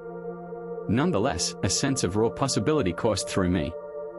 We had broken out of that bunker on our own. We had chosen life over submission. Through the trees, red and blue lights flashed, sirens wailing as if the entire region was under siege. The older woman looked to me, eyes filled with wordless questions. Should we head toward the lights, risking capture or worse, or flee deeper into the woods, risking starvation? I didn't know. We were all just clinging to scraps of hope, uncertain what might kill us first, exposure, bullets, or simply fate. I set the rifle on the ground, a wave of revulsion hitting me when I saw the faint smear of blood near the trigger. I had taken a life back there, perhaps more than one. My stomach lurched, and I doubled over, retching into the pine needles. My throat burned, tears stinging my eyes. The older woman put a hand on my back, a small gesture of comfort. We had no words, no time to process the moral weight. There was only the present crisis: remain free, or be captured again. Several of us conferred in hushed voices, each offering fragments of a plan. Some wanted to approach the sirens, hoping for legitimate law enforcement. Others feared the traffickers had corrupt connections, meaning the sirens could bring us right back into a cage. My own experiences made me wary of trusting anyone, but I also knew wandering aimlessly in the woods could be a death sentence for the injured among us. In the end, we agreed to move parallel to the lights, keeping them just in sight but not heading directly toward them. If it was the police, maybe we could find a vantage point to signal them without risking immediate gunfire. If it was the traffickers, we could slip away unnoticed. With no better plan, we set off, using the trees for cover. I led the way, cradling the rifle in my arms, trying to ignore the lingering sickness in my gut. We trudged through dense undergrowth, branches scraping our faces and tangling our feet. Thorns tore at our ankles. Every crack of a twig sent our hearts racing, petrified that a search party might be closing in. The forest floor was littered with pine cones and decaying leaves, the scent of damp soil mixing with the distant tang of smoke. Occasionally, we paused to listen, scanning for signs of pursuit. Sometimes, we heard faint shouting or distant sirens. The compound must still be under siege or in flames, but we were too far to tell who was winning that battle. After what felt like hours, we emerged onto a small ridge. The red and blue lights danced below, near what looked like a dirt road intersecting with a paved highway. Several vehicles were clustered there, dark shapes, some flashing emergency lights. My heart skipped. If those were truly law enforcement vehicles, this might be our chance at rescue. Crouching low, we crept closer, each footstep agonizingly careful. The group behind me was silent, sharing an unspoken understanding. Any noise could end us. As we drew nearer, voices grew clearer. They didn't speak the language we'd heard from our captors. This could be legitimate police or some other authority. My lungs tightened with conflicting urges: run to them, beg for help, or hide, suspecting a trap. Yet the possibility of freedom after 5 years in bondage was too compelling to dismiss. Then, as if sensing our presence, one of the uniformed figures at the road raised a flashlight, shining it through the trees. Instantly, we ducked. The beam swept across the ridge, illuminating branches and patches of underbrush. My pulse hammered. If they spotted us, how would they react? The memory of the tall man's casual brutality still twisted my insides, making me doubt any uniform. And yet, the simple act of shining a flashlight in search of someone felt so different from the trafficker's style of shoot first, ask questions later. The figure seemed methodical, cautious, not immediately threatening. We huddled, trembling in indecision, until the flashlight moved on. A choked sob escaped the older woman. It was all too much, too many close calls, too many dead ends, too much pain. Another captive, nursing a bleeding arm, whispered that we had to try. If these were indeed real authorities, they might have paramedics or supplies. We wouldn't survive much longer in the forest without aid. Gathering what little courage remained, I inched forward again, gesturing for the group to stay behind me. I reasoned that I should be the one to initiate contact since I had the rifle, an ironic twist, given how horrifying I must look, but perhaps I could also lay it down to show I meant no harm. My heart thundered as I slipped closer. I saw a cluster of police vehicles, their decals reflecting in the swirling lights. A few officers were gathered, scanning the area with flashlights and weapons. They wore bulletproof vests, not the ragged attire of traffickers. Something in my chest loosened. Steeling myself, I stepped out from the cover of the trees, rifle cradled carefully in front of me, barrel pointed at the ground. Within seconds, flashlights converged on me, a blinding torrent of light. I dropped to my knees, setting the rifle on the ground and raising my cuffed hands. My voice, hoarse and broken, croaked out a single plea: "Help, please." I wasn't sure if they spoke my language, but desperation has its own universal language. For an agonizing moment, nobody moved. Tension crackled in the air, each side unsure of the other's intent. Then one of the officers spoke into a radio, and another cautiously approached, weapon at the ready. The beam of his flashlight showed me just how ragged I looked, filthy clothes torn by wire, arms scratched and bleeding, face undoubtedly etched with fear and exhaustion. In that same beam, I saw the officer's stern gaze soften slightly, as though he recognized a victim rather than a threat. He barked instructions I couldn't fully decipher, but I sensed he was telling me not to move. I complied, trembling uncontrollably. Another officer joined him, and they approached in a slow, deliberate motion, likely trained to handle any potential threat. I forced myself to remain still, tears slipping down my cheeks. Time blurred as they spoke in urgent tones, half into their radios, half at me. I repeated my plea, voice cracking: "Help, others need help." They glanced at each other, then at the edge of the forest where my group remained hidden. One officer gestured for me to stay down while the other aimed his flashlight into the trees, calling out instructions in a calm but firm tone. I waved for the others to come forward. Slowly, they emerged, limping, wounded, eyes wide with trauma. A collective gasp seemed to rise from the officers at the sight of our condition. In a flurry of movement, more law enforcement and what looked like paramedics rushed over. People were speaking all at once, some in English, some in another language. I was too overwhelmed to register the details. An officer knelt next to me, carefully removing the cuffs from my swollen wrists. Another placed a comforting hand on my shoulder, while paramedics hurried to attend the more severely injured among us.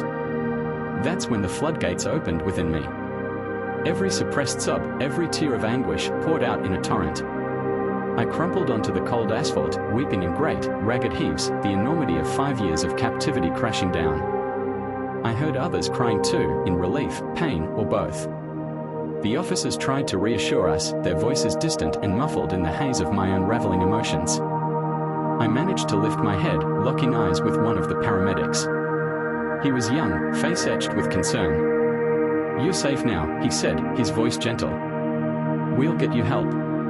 Safe.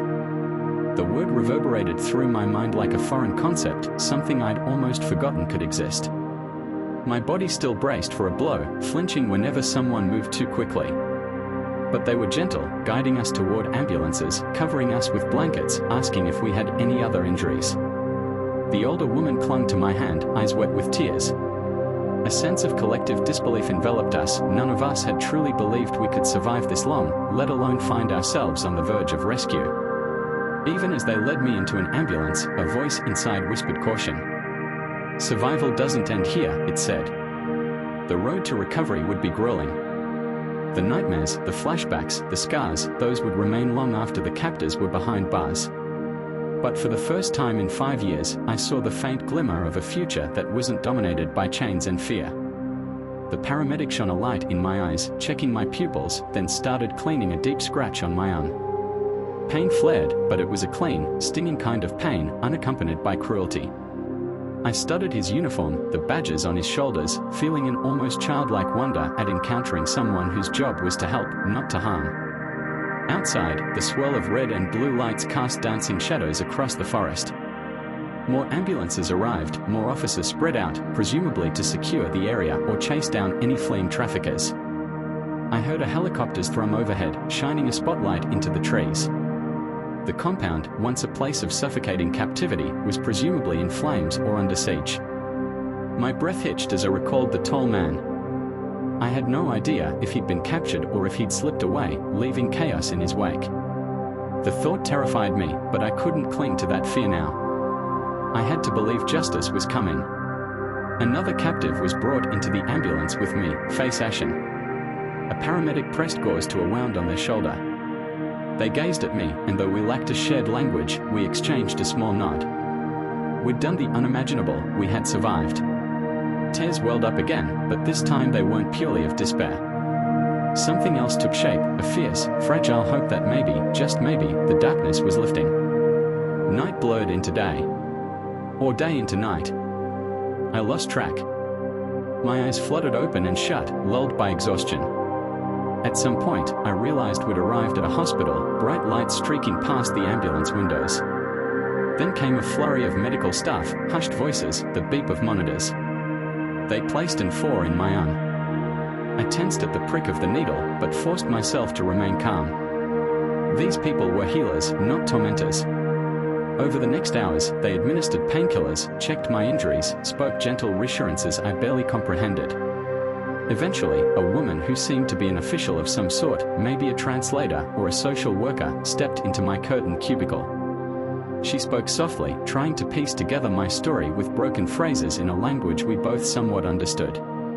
I recounted what I could, though my memory was a tumult of horrors. Tears streaked her face as she listened, scribbling notes. She promised that I wouldn't be sent back, that I was under protective care now. I closed my eyes, feeling the weight of those words, protective care. It felt so alien, so impossible. My mind refused to fully trust. But the sterile hospital sheets beneath me and the antiseptic smell in the air were undeniable. I was no longer behind bars or chained to a floor. No guard stood over me with a rifle. For the first time in what felt like a lifetime, I wasn't being watched by malevolent eyes. When I next woke, sunlight slanted through a window, a real window with no bars. I blinked, disoriented. The sheet covering me was crisp and clean. And 4 bag hung beside the bed. My wrists were wrapped in bandages where the cuffs had chafed the skin raw. The door was slightly ajar, revealing the hallway of a legitimate medical facility. My breathing quickened. How could I be safe? Was this some elaborate trick? Tentatively, I slid my legs off the bed, ignoring the twinge of pain. I stood, and no one shouted at me. No sirens blared, no guard rushed to beat me down. My reflection in a metal dispenser by the sink startled me. I looked hollowed out, eyes sunken and haunted. But I was free. At least, freer than I'd been in half a decade. A nurse poked her head in, offering a kind smile. She said something I couldn't quite grasp, but the warmth in her tone was unmistakable. I sank back onto the bed, overwhelmed by a swirl of emotions. Gratitude, disbelief, sorrow for those who hadn't made it this far. An ache for the girl at the docks, for the limping man shot in the forest, for everyone whose story ended in captivity. In the days that followed, fragments of the outside world filtered in. I learned that multiple agencies had been coordinating a crackdown on the trafficking network. The compound raid had been part of a larger operation spanning several regions. Some of the traffickers were in custody. Others remained at large. Investigations would take years, with many pieces still undiscovered. But a significant blow had been dealt to the ring. And I, along with a handful of other survivors, had become living evidence of their crimes. It wasn't a fairy tale ending. My body bore the scars of unthinkable trauma, and my psyche was riddled with nightmares. Police interviews dredged up painful memories, forcing me to recount details that left me shaking. Yet with each retelling, I reclaimed a tiny fraction of my voice. Journalists wanted interviews, but I was in no state to speak publicly. The agency workers shielded me from media exposure, explaining I needed time to heal, physically and mentally. Legal processes loomed, requiring statements and testimonies. I was terrified of retribution if the tall man, or any of his affiliates, still roamed free. Authorities assured me that they'd do everything possible to protect me, but trust was not easy to restore. At night, I'd wake in cold sweats, convinced I heard the clang of chains or the snarl of an overseer. The hospital staff were patient, offering counseling, gentle conversation, sometimes just silent presence when I shook uncontrollably. Weeks passed. Slowly, my body mended. My cuts and bruises healed into scars, my malnutrition lessened thanks to carefully monitored meals. I could walk without limping. The rattling cough that had plagued me for months in damp, cold cells subsided.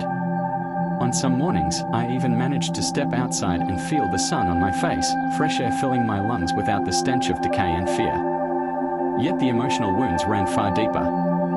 I recoiled at sudden movements, expecting blows that never came. I jumped at the sight of uniforms, even those worn by kind nurses or security officers. In group therapy sessions with other survivors, I barely spoke, only listening with clenched fists as they recounted nightmares strikingly similar to my own. It would be a long road, they said. Healing from such profound trauma was a journey measured in years, maybe a lifetime. Despite this uphill battle, every breath of freedom was something I clung to.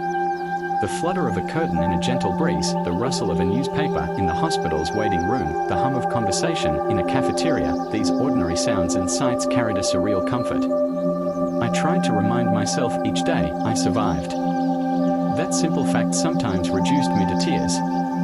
Eventually, plans were made for me to transition to a safe house. A representative from a victims advocacy group visited, explaining the resources they offered: therapy, legal support, a place to stay. My chest constricted at the idea of leaving the hospital's protected environment, where I felt vaguely secure. But I knew I couldn't remain in a hospital bed forever. The world was calling me back, though it felt terrifyingly large and unpredictable. One afternoon, I signed a set of forms with trembling hands, granting me placement in a specialized recovery program. The staff explained I'd have round-the-clock security if needed. I nodded, half numb, half grateful. The day before my discharge, I stood by the window in my hospital room, gazing at the parking lot. People came and went, normal lives continuing. A teenage girl hopped off a bus and dashed into the hospital lobby, maybe visiting a relative or friend. Watching her carefree stride, I remembered my own youth, torn away so abruptly. I felt envy and sorrow intertwined. But I also felt a spark. The spark of life beyond captivity, beyond the pain. I thought of that girl at the docks one more time, her question echoing in my mind, is there any way out? Yes, there was. Not everyone made it, but some of us did. For them, for myself, for the future that had been stolen, I vowed to fight on. Even if the scars never fully faded, I would live to see tomorrow. And in living, I'd deny my captors their final victory. That is how I found myself, shaky but upright, stepping through hospital doors into a waiting car bound for the safe house. The air outside smelled crisp. My chest tightened with a swirl of terror and cautious optimism. This was freedom, raw and uncharted. I still feared the tall man's shadow lurking around every corner, but with each tentative step, I felt the faintest edge of hope. 5 years of slavery had taught me not to trust easily, but it also taught me resilience I never knew existed. Looking at my bandaged wrists one more time, I pressed them together, as if bidding goodbye to the chains that once bound me. I inhaled a trembling breath. Yes, the path ahead would be steep, fraught with flashbacks and legal battles. But I was no longer a captive. And that fact alone was enough to kindle a fragile yet persistent light in my soul, one that not even the darkest memories could extinguish. The drive to the safe house felt unnervingly quiet. After so long spent in captivity, I was used to the roar of trucks hauling human cargo, the echo of guards barking orders, the clank of chains. Now, my only company was a social worker seated beside me, an older woman with gentle eyes who kept glancing in the rearview mirror as if reassuring herself I was still there. She'd offered her name, but my memory was so frayed that I retained only fragments of conversation. It was enough to know she wanted to help. As the car navigated the winding roads, I couldn't stop fiddling with the bandages on my wrists. My skin beneath them was raw, both physically and emotionally.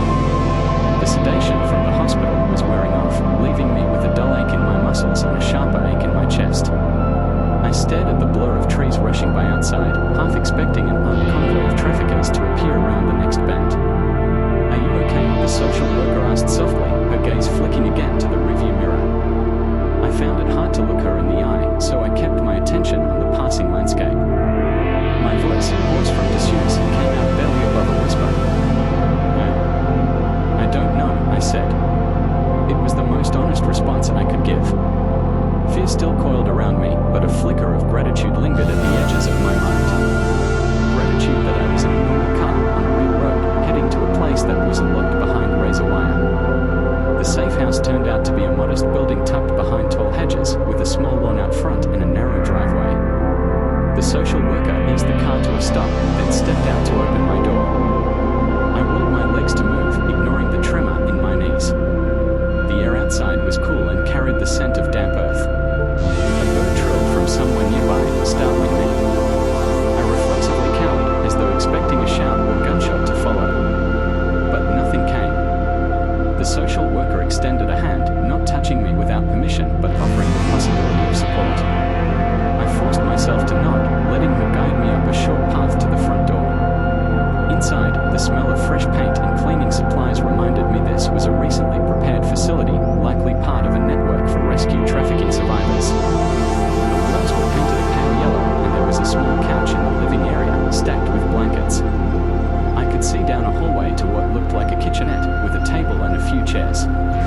Everything appeared bland and nondescript, as though intentionally kept calm and uncluttered. A staff member greeted me, a tall man, though he exuded none of the malice I'd grown to associate with that build. He wore casual clothes, a lanyard around his neck with an ID badge. When he spoke, his voice was as gentle as the social worker's, carefully measured to avoid startling me. "Welcome," he said, stepping back to give me plenty of space. "We've set up a private room for you. No locks on the doors, no bars on the windows, just a quiet place to rest." I almost didn't believe him. My heart pounded at the mention of no locks. After so many years of captivity, the idea of an unlocked room felt more dangerous than reassuring. Another wave of anxiety coursed through me. My mind conjured images of the tall man, my former captor, bursting in, reminding me that I could never truly be free. I could feel my fingers curling into fists at my sides,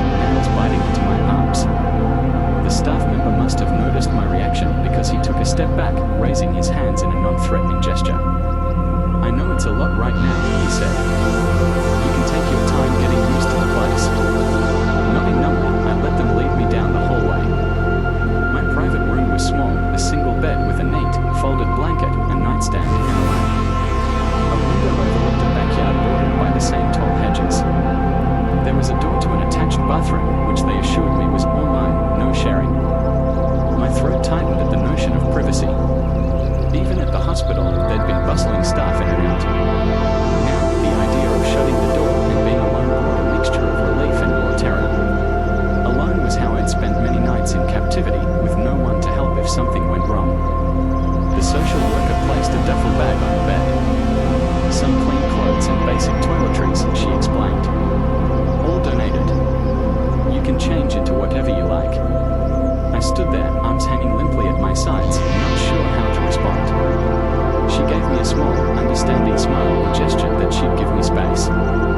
Then both she and the staff member left, gently closing the door behind them. The silence that followed pressed in on me, so profound it made my ears ring. I stared at the bed, the lamp, the bag. Slowly, I lowered myself onto the edge of the mattress, testing its softness. No chains. No lock on the outside. No cameras that I could see. It felt surreal. Exhaling a shaky breath, I ran a hand over the bedspread, forcing myself to acknowledge reality. I was in a safe house, free from the daily terror of beatings or forced labor. My ribs still ached from old bruises, my wrist throbbed, and the memories, they came in waves, threatening to drown me whenever my mind drifted. But physically, at least, I was no longer a prisoner. For the next few days, I barely left my room. The staff brought me simple meals, rice, broth, fruit, and I ate in small bites, my stomach shrinking from years of underfeeding. I slept fitfully, waking in the grip of nightmares that left me trembling. Sometimes, I found myself crouched in a corner of the room, disoriented and convinced a guard was about to burst in. Each time, the staff remained patient. They'd offer gentle reassurances or ask permission before entering, so they wouldn't startle me further. On the fourth day, a woman from a legal aid organization arrived to talk with me. She had warm brown eyes and introduced herself quietly, offering a handshake that I couldn't reciprocate at first. Physical contact set off alarm bells in my head. Sensing my discomfort, she withdrew her hand, unoffended. "I'm here to help you understand your rights," she explained softly, settling into a chair across from me in the small living area. "There will be legal proceedings against the traffickers. Your testimony could be crucial, but we won't force you to do anything you're not comfortable with. My job is to make sure you're protected, legally and physically. Testify." The word rang in my ears like an echo from a distant canyon. Could I even speak about what happened without falling apart? The nightmares were bad enough. To recount my years in bondage, detail each beating, each humiliation, felt like reliving the trauma. My chest tightened. She must have noticed my distress because she spoke again, gently. "We can take it slowly. For now, all you need to know is that you have support. If you choose to give a statement, we'll make sure it's done in a setting that feels as safe as possible. And if the traffickers try to retaliate, we have ways to protect you." I swallowed against the lump in my throat. The tall man's face flashed through my mind, his cold, calculating stare. Was he behind bars yet? The raids had dismantled a significant portion of the network, but I'd heard rumors that he might have fled, slipping through a net of corruption. A fresh surge of anxiety prickled at the back of my neck. I don't know if I can," I whispered, words stumbling out in a trembling breath. "What if he's still out there?" She leaned forward, hands folded in her lap. "We are coordinating with law enforcement agencies across multiple regions. Many arrests have been made, and there are international warrants for the ringleaders who remain at large. It's dangerous, I won't lie to you. But we have experience safeguarding survivors in witness protection programs if it comes to that." Witness protection? The concept sounded like a movie plot, not something that could apply to me. I nodded, then stared at the floor, my thoughts swirling. The lawyer's calm presence did little to still the storm in my chest, but at least I knew I wasn't alone.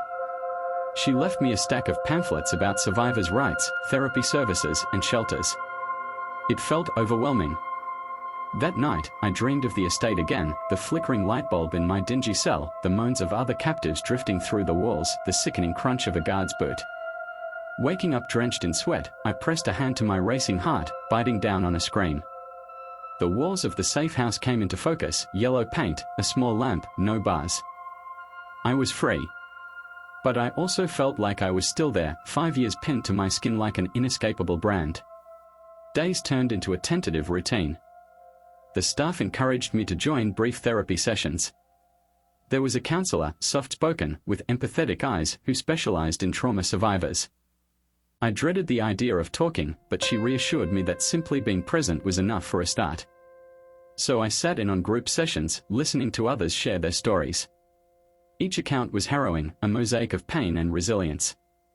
Some survivors had endured months of captivity, others, like me, had been held for years. We rarely made eye contact, each lost in our own labyrinth of trauma, but there was a tacit understanding we'd seen the dark side of humanity and survived. When the counselor invited me to speak, I found my throat locking up. The words wouldn't come. In the hush that followed, a woman next to me, her arm tattooed with a number used by traffickers, placed a hand gently on my shoulder. She said nothing, just a small, supportive gesture. Tears welled in my eyes. In that silent exchange, I understood our stories might be different, but our scars bound us together. Bit by bit, I started to talk. Halting sentences, scattered memories, half apologies for not remembering everything clearly. My voice shook, and sometimes I had to stop because tears choked me. Nobody rushed me. The counselor nodded encouragingly, occasionally asking gentle questions to keep me grounded. It was a slow, painful process, like peeling back layers of burnt skin to let air in.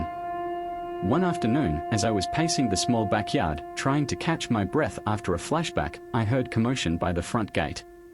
Staff voices, raised, then hurried footsteps. My stomach lurched, bracing for the worst. It turned out to be a pair of detectives from law enforcement. They wanted to interview me in person if I felt ready. Their presence filled me with dread, but also a strange sense of relief and assurance that real authorities were involved, that the traffickers' empire was under siege. I knew I couldn't hide forever if I hoped to see them brought to justice. The staff arranged the interview in the living area. The detectives were courteous, removing their hats when they came in, speaking softly. Still, the sight of official badges and sidearms made my heart pound. I sat on the edge of the couch, fingers twisting together in my lap. The older detective started by thanking me for my courage. His words felt foreign, I didn't feel courageous at all. I felt like a raw nerve, exposed and trembling. They asked about the tall man, showing me a series of photos. I identified him immediately, a chill running down my spine as I saw that familiar face staring back from the image. Then they showed me pictures of other men, guards, associates, blurred surveillance captures. Some I recognized from the estate, the forest cabin, the bunker. Others were unfamiliar. My chest tightened as I sorted through them, one by one. Each face was a shard of my nightmare. They asked about locations, the warehouses, the cabins, the dock, the estate. Any detail I could provide might help tie these crimes together. My mouth went dry. Memories flooded me, rusted trucks, flickering bulbs, cold floors. Recounting them in the safe house living room felt surreal. The older detective nodded solemnly, scribbling notes. After an hour, they let me rest. The staff brought me water, and my hands shook so badly I spilled half the glass. The younger detective spoke up then, his voice softer. "I know it's not easy," he said. "But your testimony, your memories, they could put these people away for good." He hesitated. "We also want you to know that some of your captors are already in custody. We are still rounding up others." In custody? The phrase weighed on me. My mind flashed to the tall man, the architect of so much suffering. If he was behind bars, I might finally sleep without dreading his voice in the hallway. Did you catch him?" Psh croaked. The detectives exchanged a glance. The older one cleared his throat. "We believe he fled the region shortly before the raids began. There are warrants out for his arrest, both nationally and internationally. We have strong leads on his whereabouts, but we can't confirm anything yet." A hollow pang of disappointment stabbed my gut. He was still free. Fear coiled through my veins like poison. But at least his network was being dismantled, piece by piece. Maybe that would reduce his power, limit his reach. The detectives offered to keep me updated, then left, promising they'd return if they needed more statements. In the weeks that followed, I struggled with a new kind of anxiety, the knowledge that my tormentor roamed somewhere outside my safe bubble. But at least now, I had support, counselors, lawyers, staff, and other survivors who understood. With their help, I started to unravel the trauma woven into every corner of my mind. Sometimes, I managed to sleep a few hours without jolting awake in a cold sweat. Progress, however fragile. Legal proceedings advanced. A prosecutor came to the safe house, explaining that my testimony might not be limited to a written statement. In many trafficking cases, survivors are asked to appear in court, sometimes behind closed doors or via video link, to protect our identities. Just the mention of a courtroom set my teeth on edge. Standing in front of strangers, recounting the horrors I endured, what if I froze, or fainted, or said the wrong thing? The prosecutor assured me I could have a support person, maybe my counselor, at my side. They'd limit direct contact with the defendants if any were present. The staff at the safe house reiterated that it was my choice. No one could force me. But I also understood that my testimony carried weight. If I didn't speak out, some of these criminals might walk free. The burden of that knowledge pressed heavily on my shoulders. Around that time, a journalist tried to contact the safe house, seeking an interview with a survivor willing to share their story. The staff shielded me from direct interaction, and I was thankful. I wasn't ready to face public scrutiny. Too often, media coverage sensationalizes these accounts, turning them into lurid headlines or focusing on the shock value rather than the person behind the trauma. I told the staff I wanted privacy, at least until the legal process was farther along. Spring buds emerged on the hedges outside, a quiet reminder that life kept moving forward regardless of my inner turmoil. Some days, I ventured onto the lawn, letting the sun warm my face. Other days, I hid in my room, blinds drawn, paralyzed by flashbacks. The staff never rushed me. They offered therapy, medical checkups, short walks if I felt up to it. The more I engaged, the clearer I saw the depth of my wounds.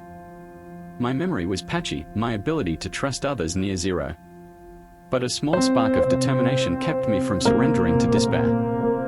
I'd come this far. I owed it to myself and to those who didn't survive to keep fighting.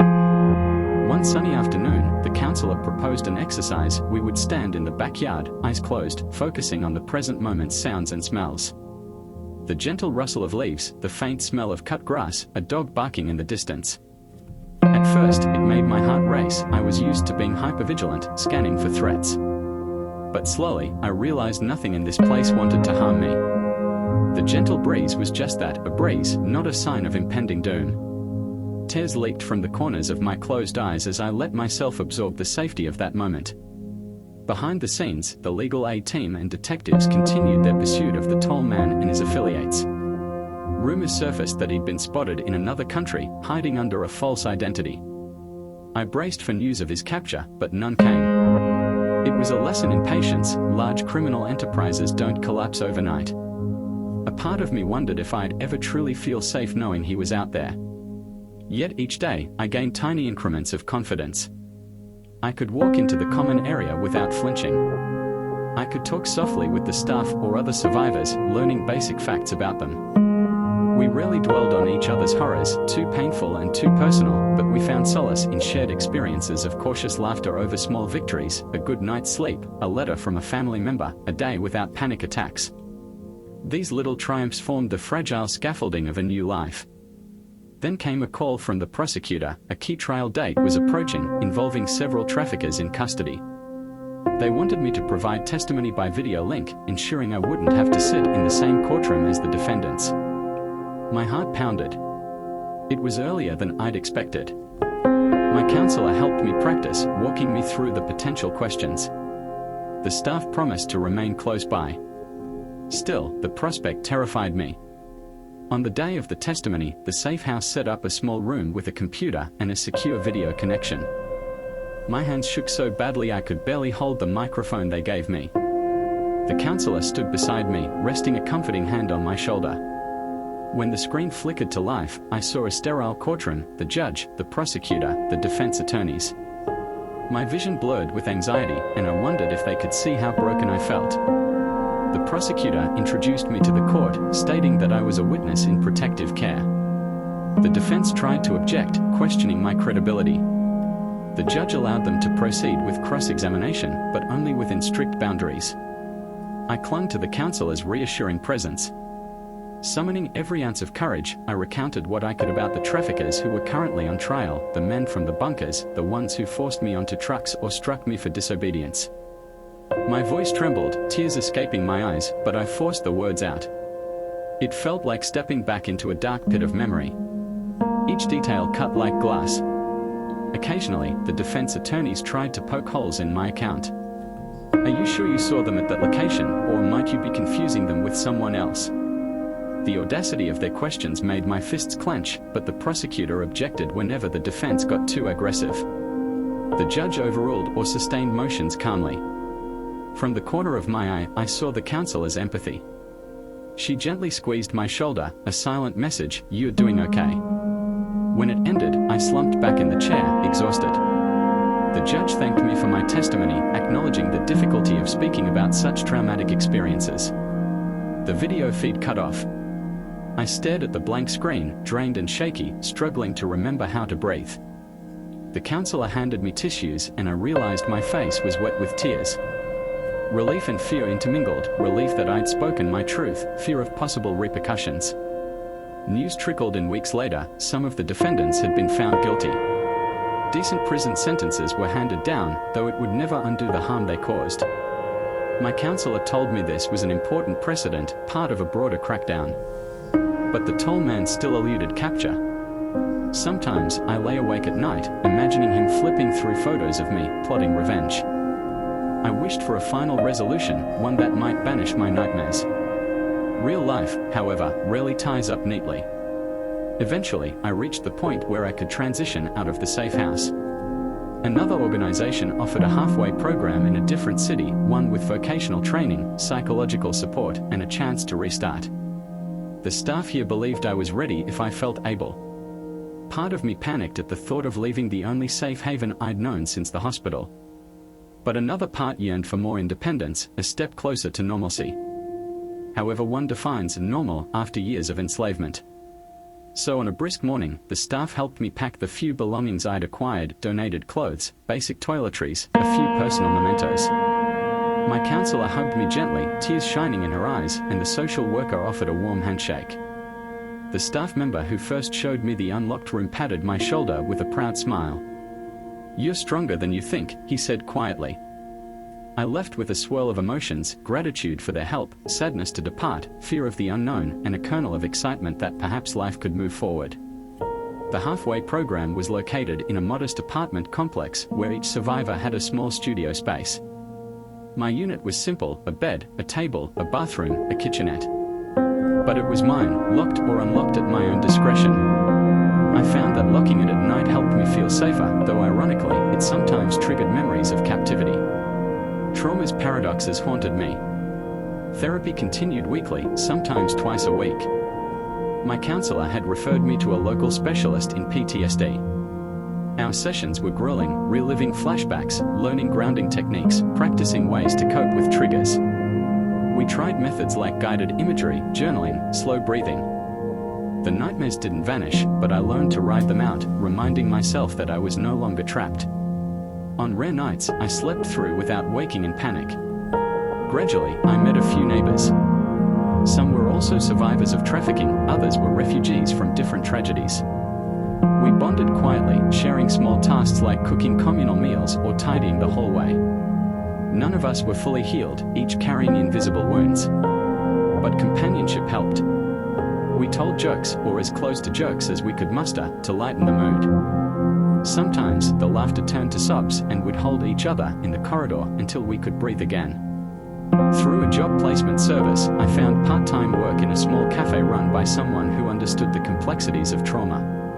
The owner let me work behind the scenes, washing dishes, prepping ingredients, so I wouldn't have to deal with crowds. At first, I was terrified by the clatter of pots and pans, the hiss of the espresso machine. Each loud noise felt like a gunshot. But with time, routine replaced fear. I learned the rhythms of the kitchen, the pleasant hum of customers chatting beyond my view, the sense of accomplishment in finishing a rush of orders. One evening, months after moving into the halfway program, I finished my shift late. The sun had set, and the street lights flickered on. As I walked to the bus stop, I saw a tall figure leaning against a lamppost. My heart seized, convinced for an instant it was my captor. I froze, panic choking me. But then the figure moved into the light, revealing a stranger's face. A wave of relief and mortification swept over me. I realized how deeply his shadow still lived in my mind.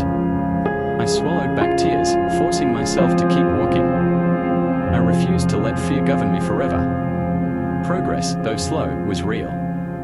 Therapy sessions felt a little less suffocating. The staff at the halfway house said they saw improvements. I had fewer flashbacks, engaged more with others, sometimes even cracked a wry smile. Yet I still had days of crushing despair when I couldn't bear to leave my apartment. The memory of the dead girl at the docks, or the echo of that final explosion at the bunker, would spiral me into a void. On those days, I allowed myself to grieve, to acknowledge the sorrow that might never fully disappear. Legal updates trickled through the grapevine, more traffickers arrested, more convictions. The tall man remained at large, though unconfirmed rumors placed him in custody abroad.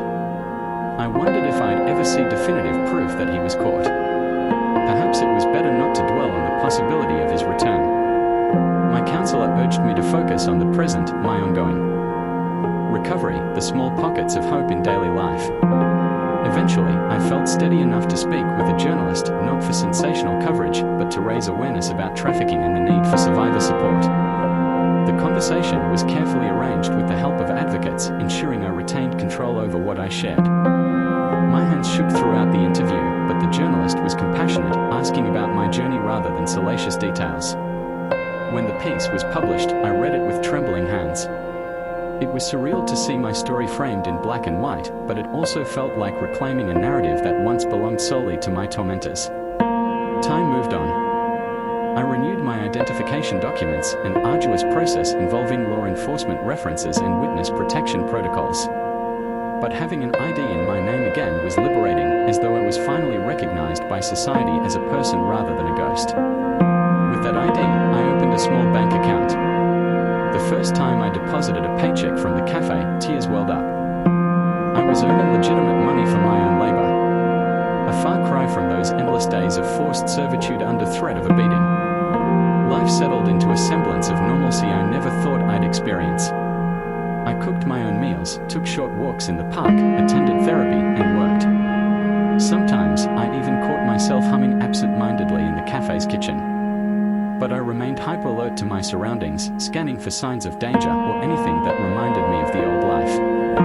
The counselor said that with time, my brain might learn that safety is possible, but it wouldn't happen overnight. One late summer afternoon, as I was wiping down counters at the cafe, my phone buzzed, a call from the detective who'd interviewed me at the safe house months ago. My heart jacked up, worried it might be bad news. But his tone was measured, almost relieved. They'd arrested a major figure in the trafficking ring. Though not the tall man, it was someone close to him. The detective sounded hopeful that the tall man's capture was imminent. I thanked him, ending the call with a mixture of relief and dread. Each arrest chipped away at the empire that had tormented me. But until the tall man stood trial, a piece of me would remain braced for betrayal. That night, I returned to my small apartment, made dinner, pasta with simple tomato sauce, and sat on my sofa. The steam from the pasta fogged my glasses. I stared at the plate, remembering times I'd gone a week on scraps of moldy bread. Now, I had a modest meal, a roof, a job, and a legal identity. My chest tightened with gratitude and the ache of survivor's guilt. I knew countless others never escaped. Others died nameless or vanished into the darkest corners of an indifferent world. It felt simultaneously uplifting and overwhelming to be alive. Sometimes, in therapy, we spoke about forging a future that wasn't defined by captivity. Could I imagine continuing my education, or traveling, or forming relationships? The question scared me. I had no reference for a normal adulthood. Yet sparks of possibility stirred in me. I pictured stepping onto a college campus someday, blending into the bustle of students who never knew the nightmare I'd endured. Or I pictured volunteering at an organization that helps missing youth, preventing them from falling prey to the same horrors I faced. The ideas were faint glimmers, far from certain. But they existed, seeds of hope in ground that had once been barren. Months blurred into a year, then two. The halfway program eventually ended, transitioning me into more independent living. I stayed in the same city, partly for the continued therapy resources, partly because I was forging fragile connections. Through carefully guided steps, I developed coping mechanisms for flashbacks, learned to manage the surges of panic that sometimes struck when I least expected them, like hearing a truck engine rev nearby or catching a glimpse of a tall figure in a crowd. News of the tall man's activities remained sporadic.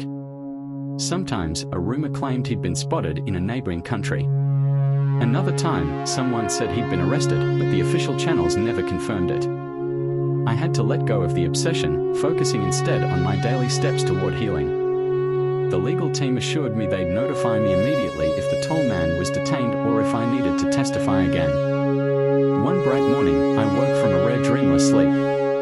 Sunlight streamed through my window. I sat on the edge of my bed, letting the warmth settle over me, realizing I felt calm. Not euphoric, not unburdened, my nightmares and anxiety still existed, but for once, there was a gentle acceptance in my chest, an understanding that I wasn't living minute to minute, caged in abject fear. I was building a life, piece by fragile piece. I remembered the mantra that kept me going during captivity, live to see tomorrow. I'd whispered it to myself countless times in grimy rooms, starving and bruised. Now, I realized that tomorrow had arrived. Several tomorrows, in fact. Each day was no longer just about survival, it was about choosing how to exist in the world. How to reclaim my identity from the people who tried to erase it. Standing up, I crossed to the mirror in my bathroom. My reflection still startled me sometimes, a figure older than the teen who was taken 5 years ago, eyes shadowed by trauma. But beneath the scars, I recognized flickers of resilience. I whispered to the mirror, voice steady for once, I'm still here.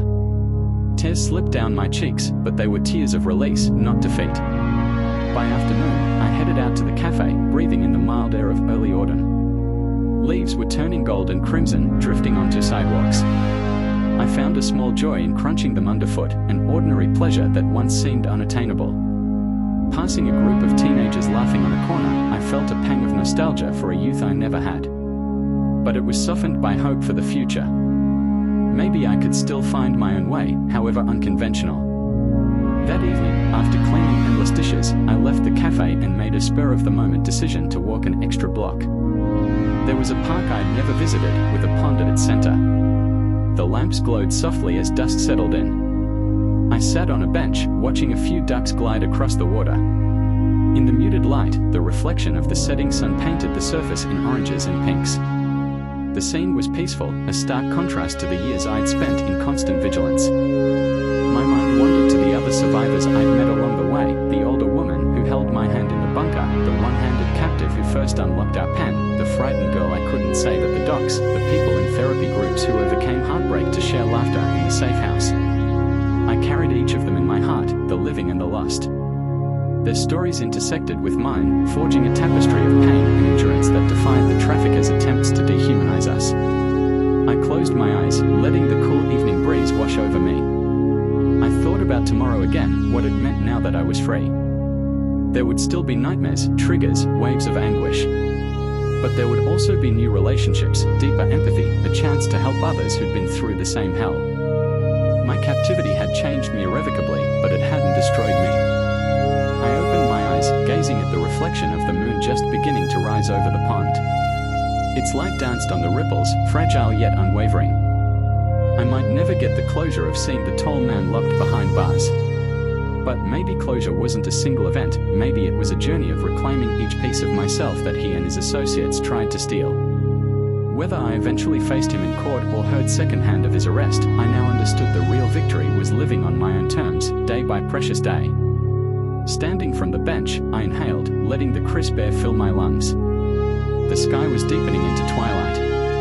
It was time to head home to my little apartment, to the bed I could lock or unlock at will, to the place where I could cook my own meals and rest without awaiting commands. My scars would linger, inside and out. The memories would resurface, some days with punishing force. Yet I was no longer trapped. My steps felt lighter as I walked away from the pond, leaving footprints among the fallen leaves. Yes, I was held in slavery for 5 years. Yes, I escaped. That past still shaped me, but it didn't define every breath anymore. Tomorrow was mine to claim, each new sunrise a testament to survival, each choice a quiet rebellion against those who tried to break me. In the hush of that autumn evening, with the moon overhead and distant city lights flickering, I felt a sensation I hadn't allowed myself to feel in years, the faint, steady glow of hope. And with that hope came the unshakable realization that, at long last, I was truly alive.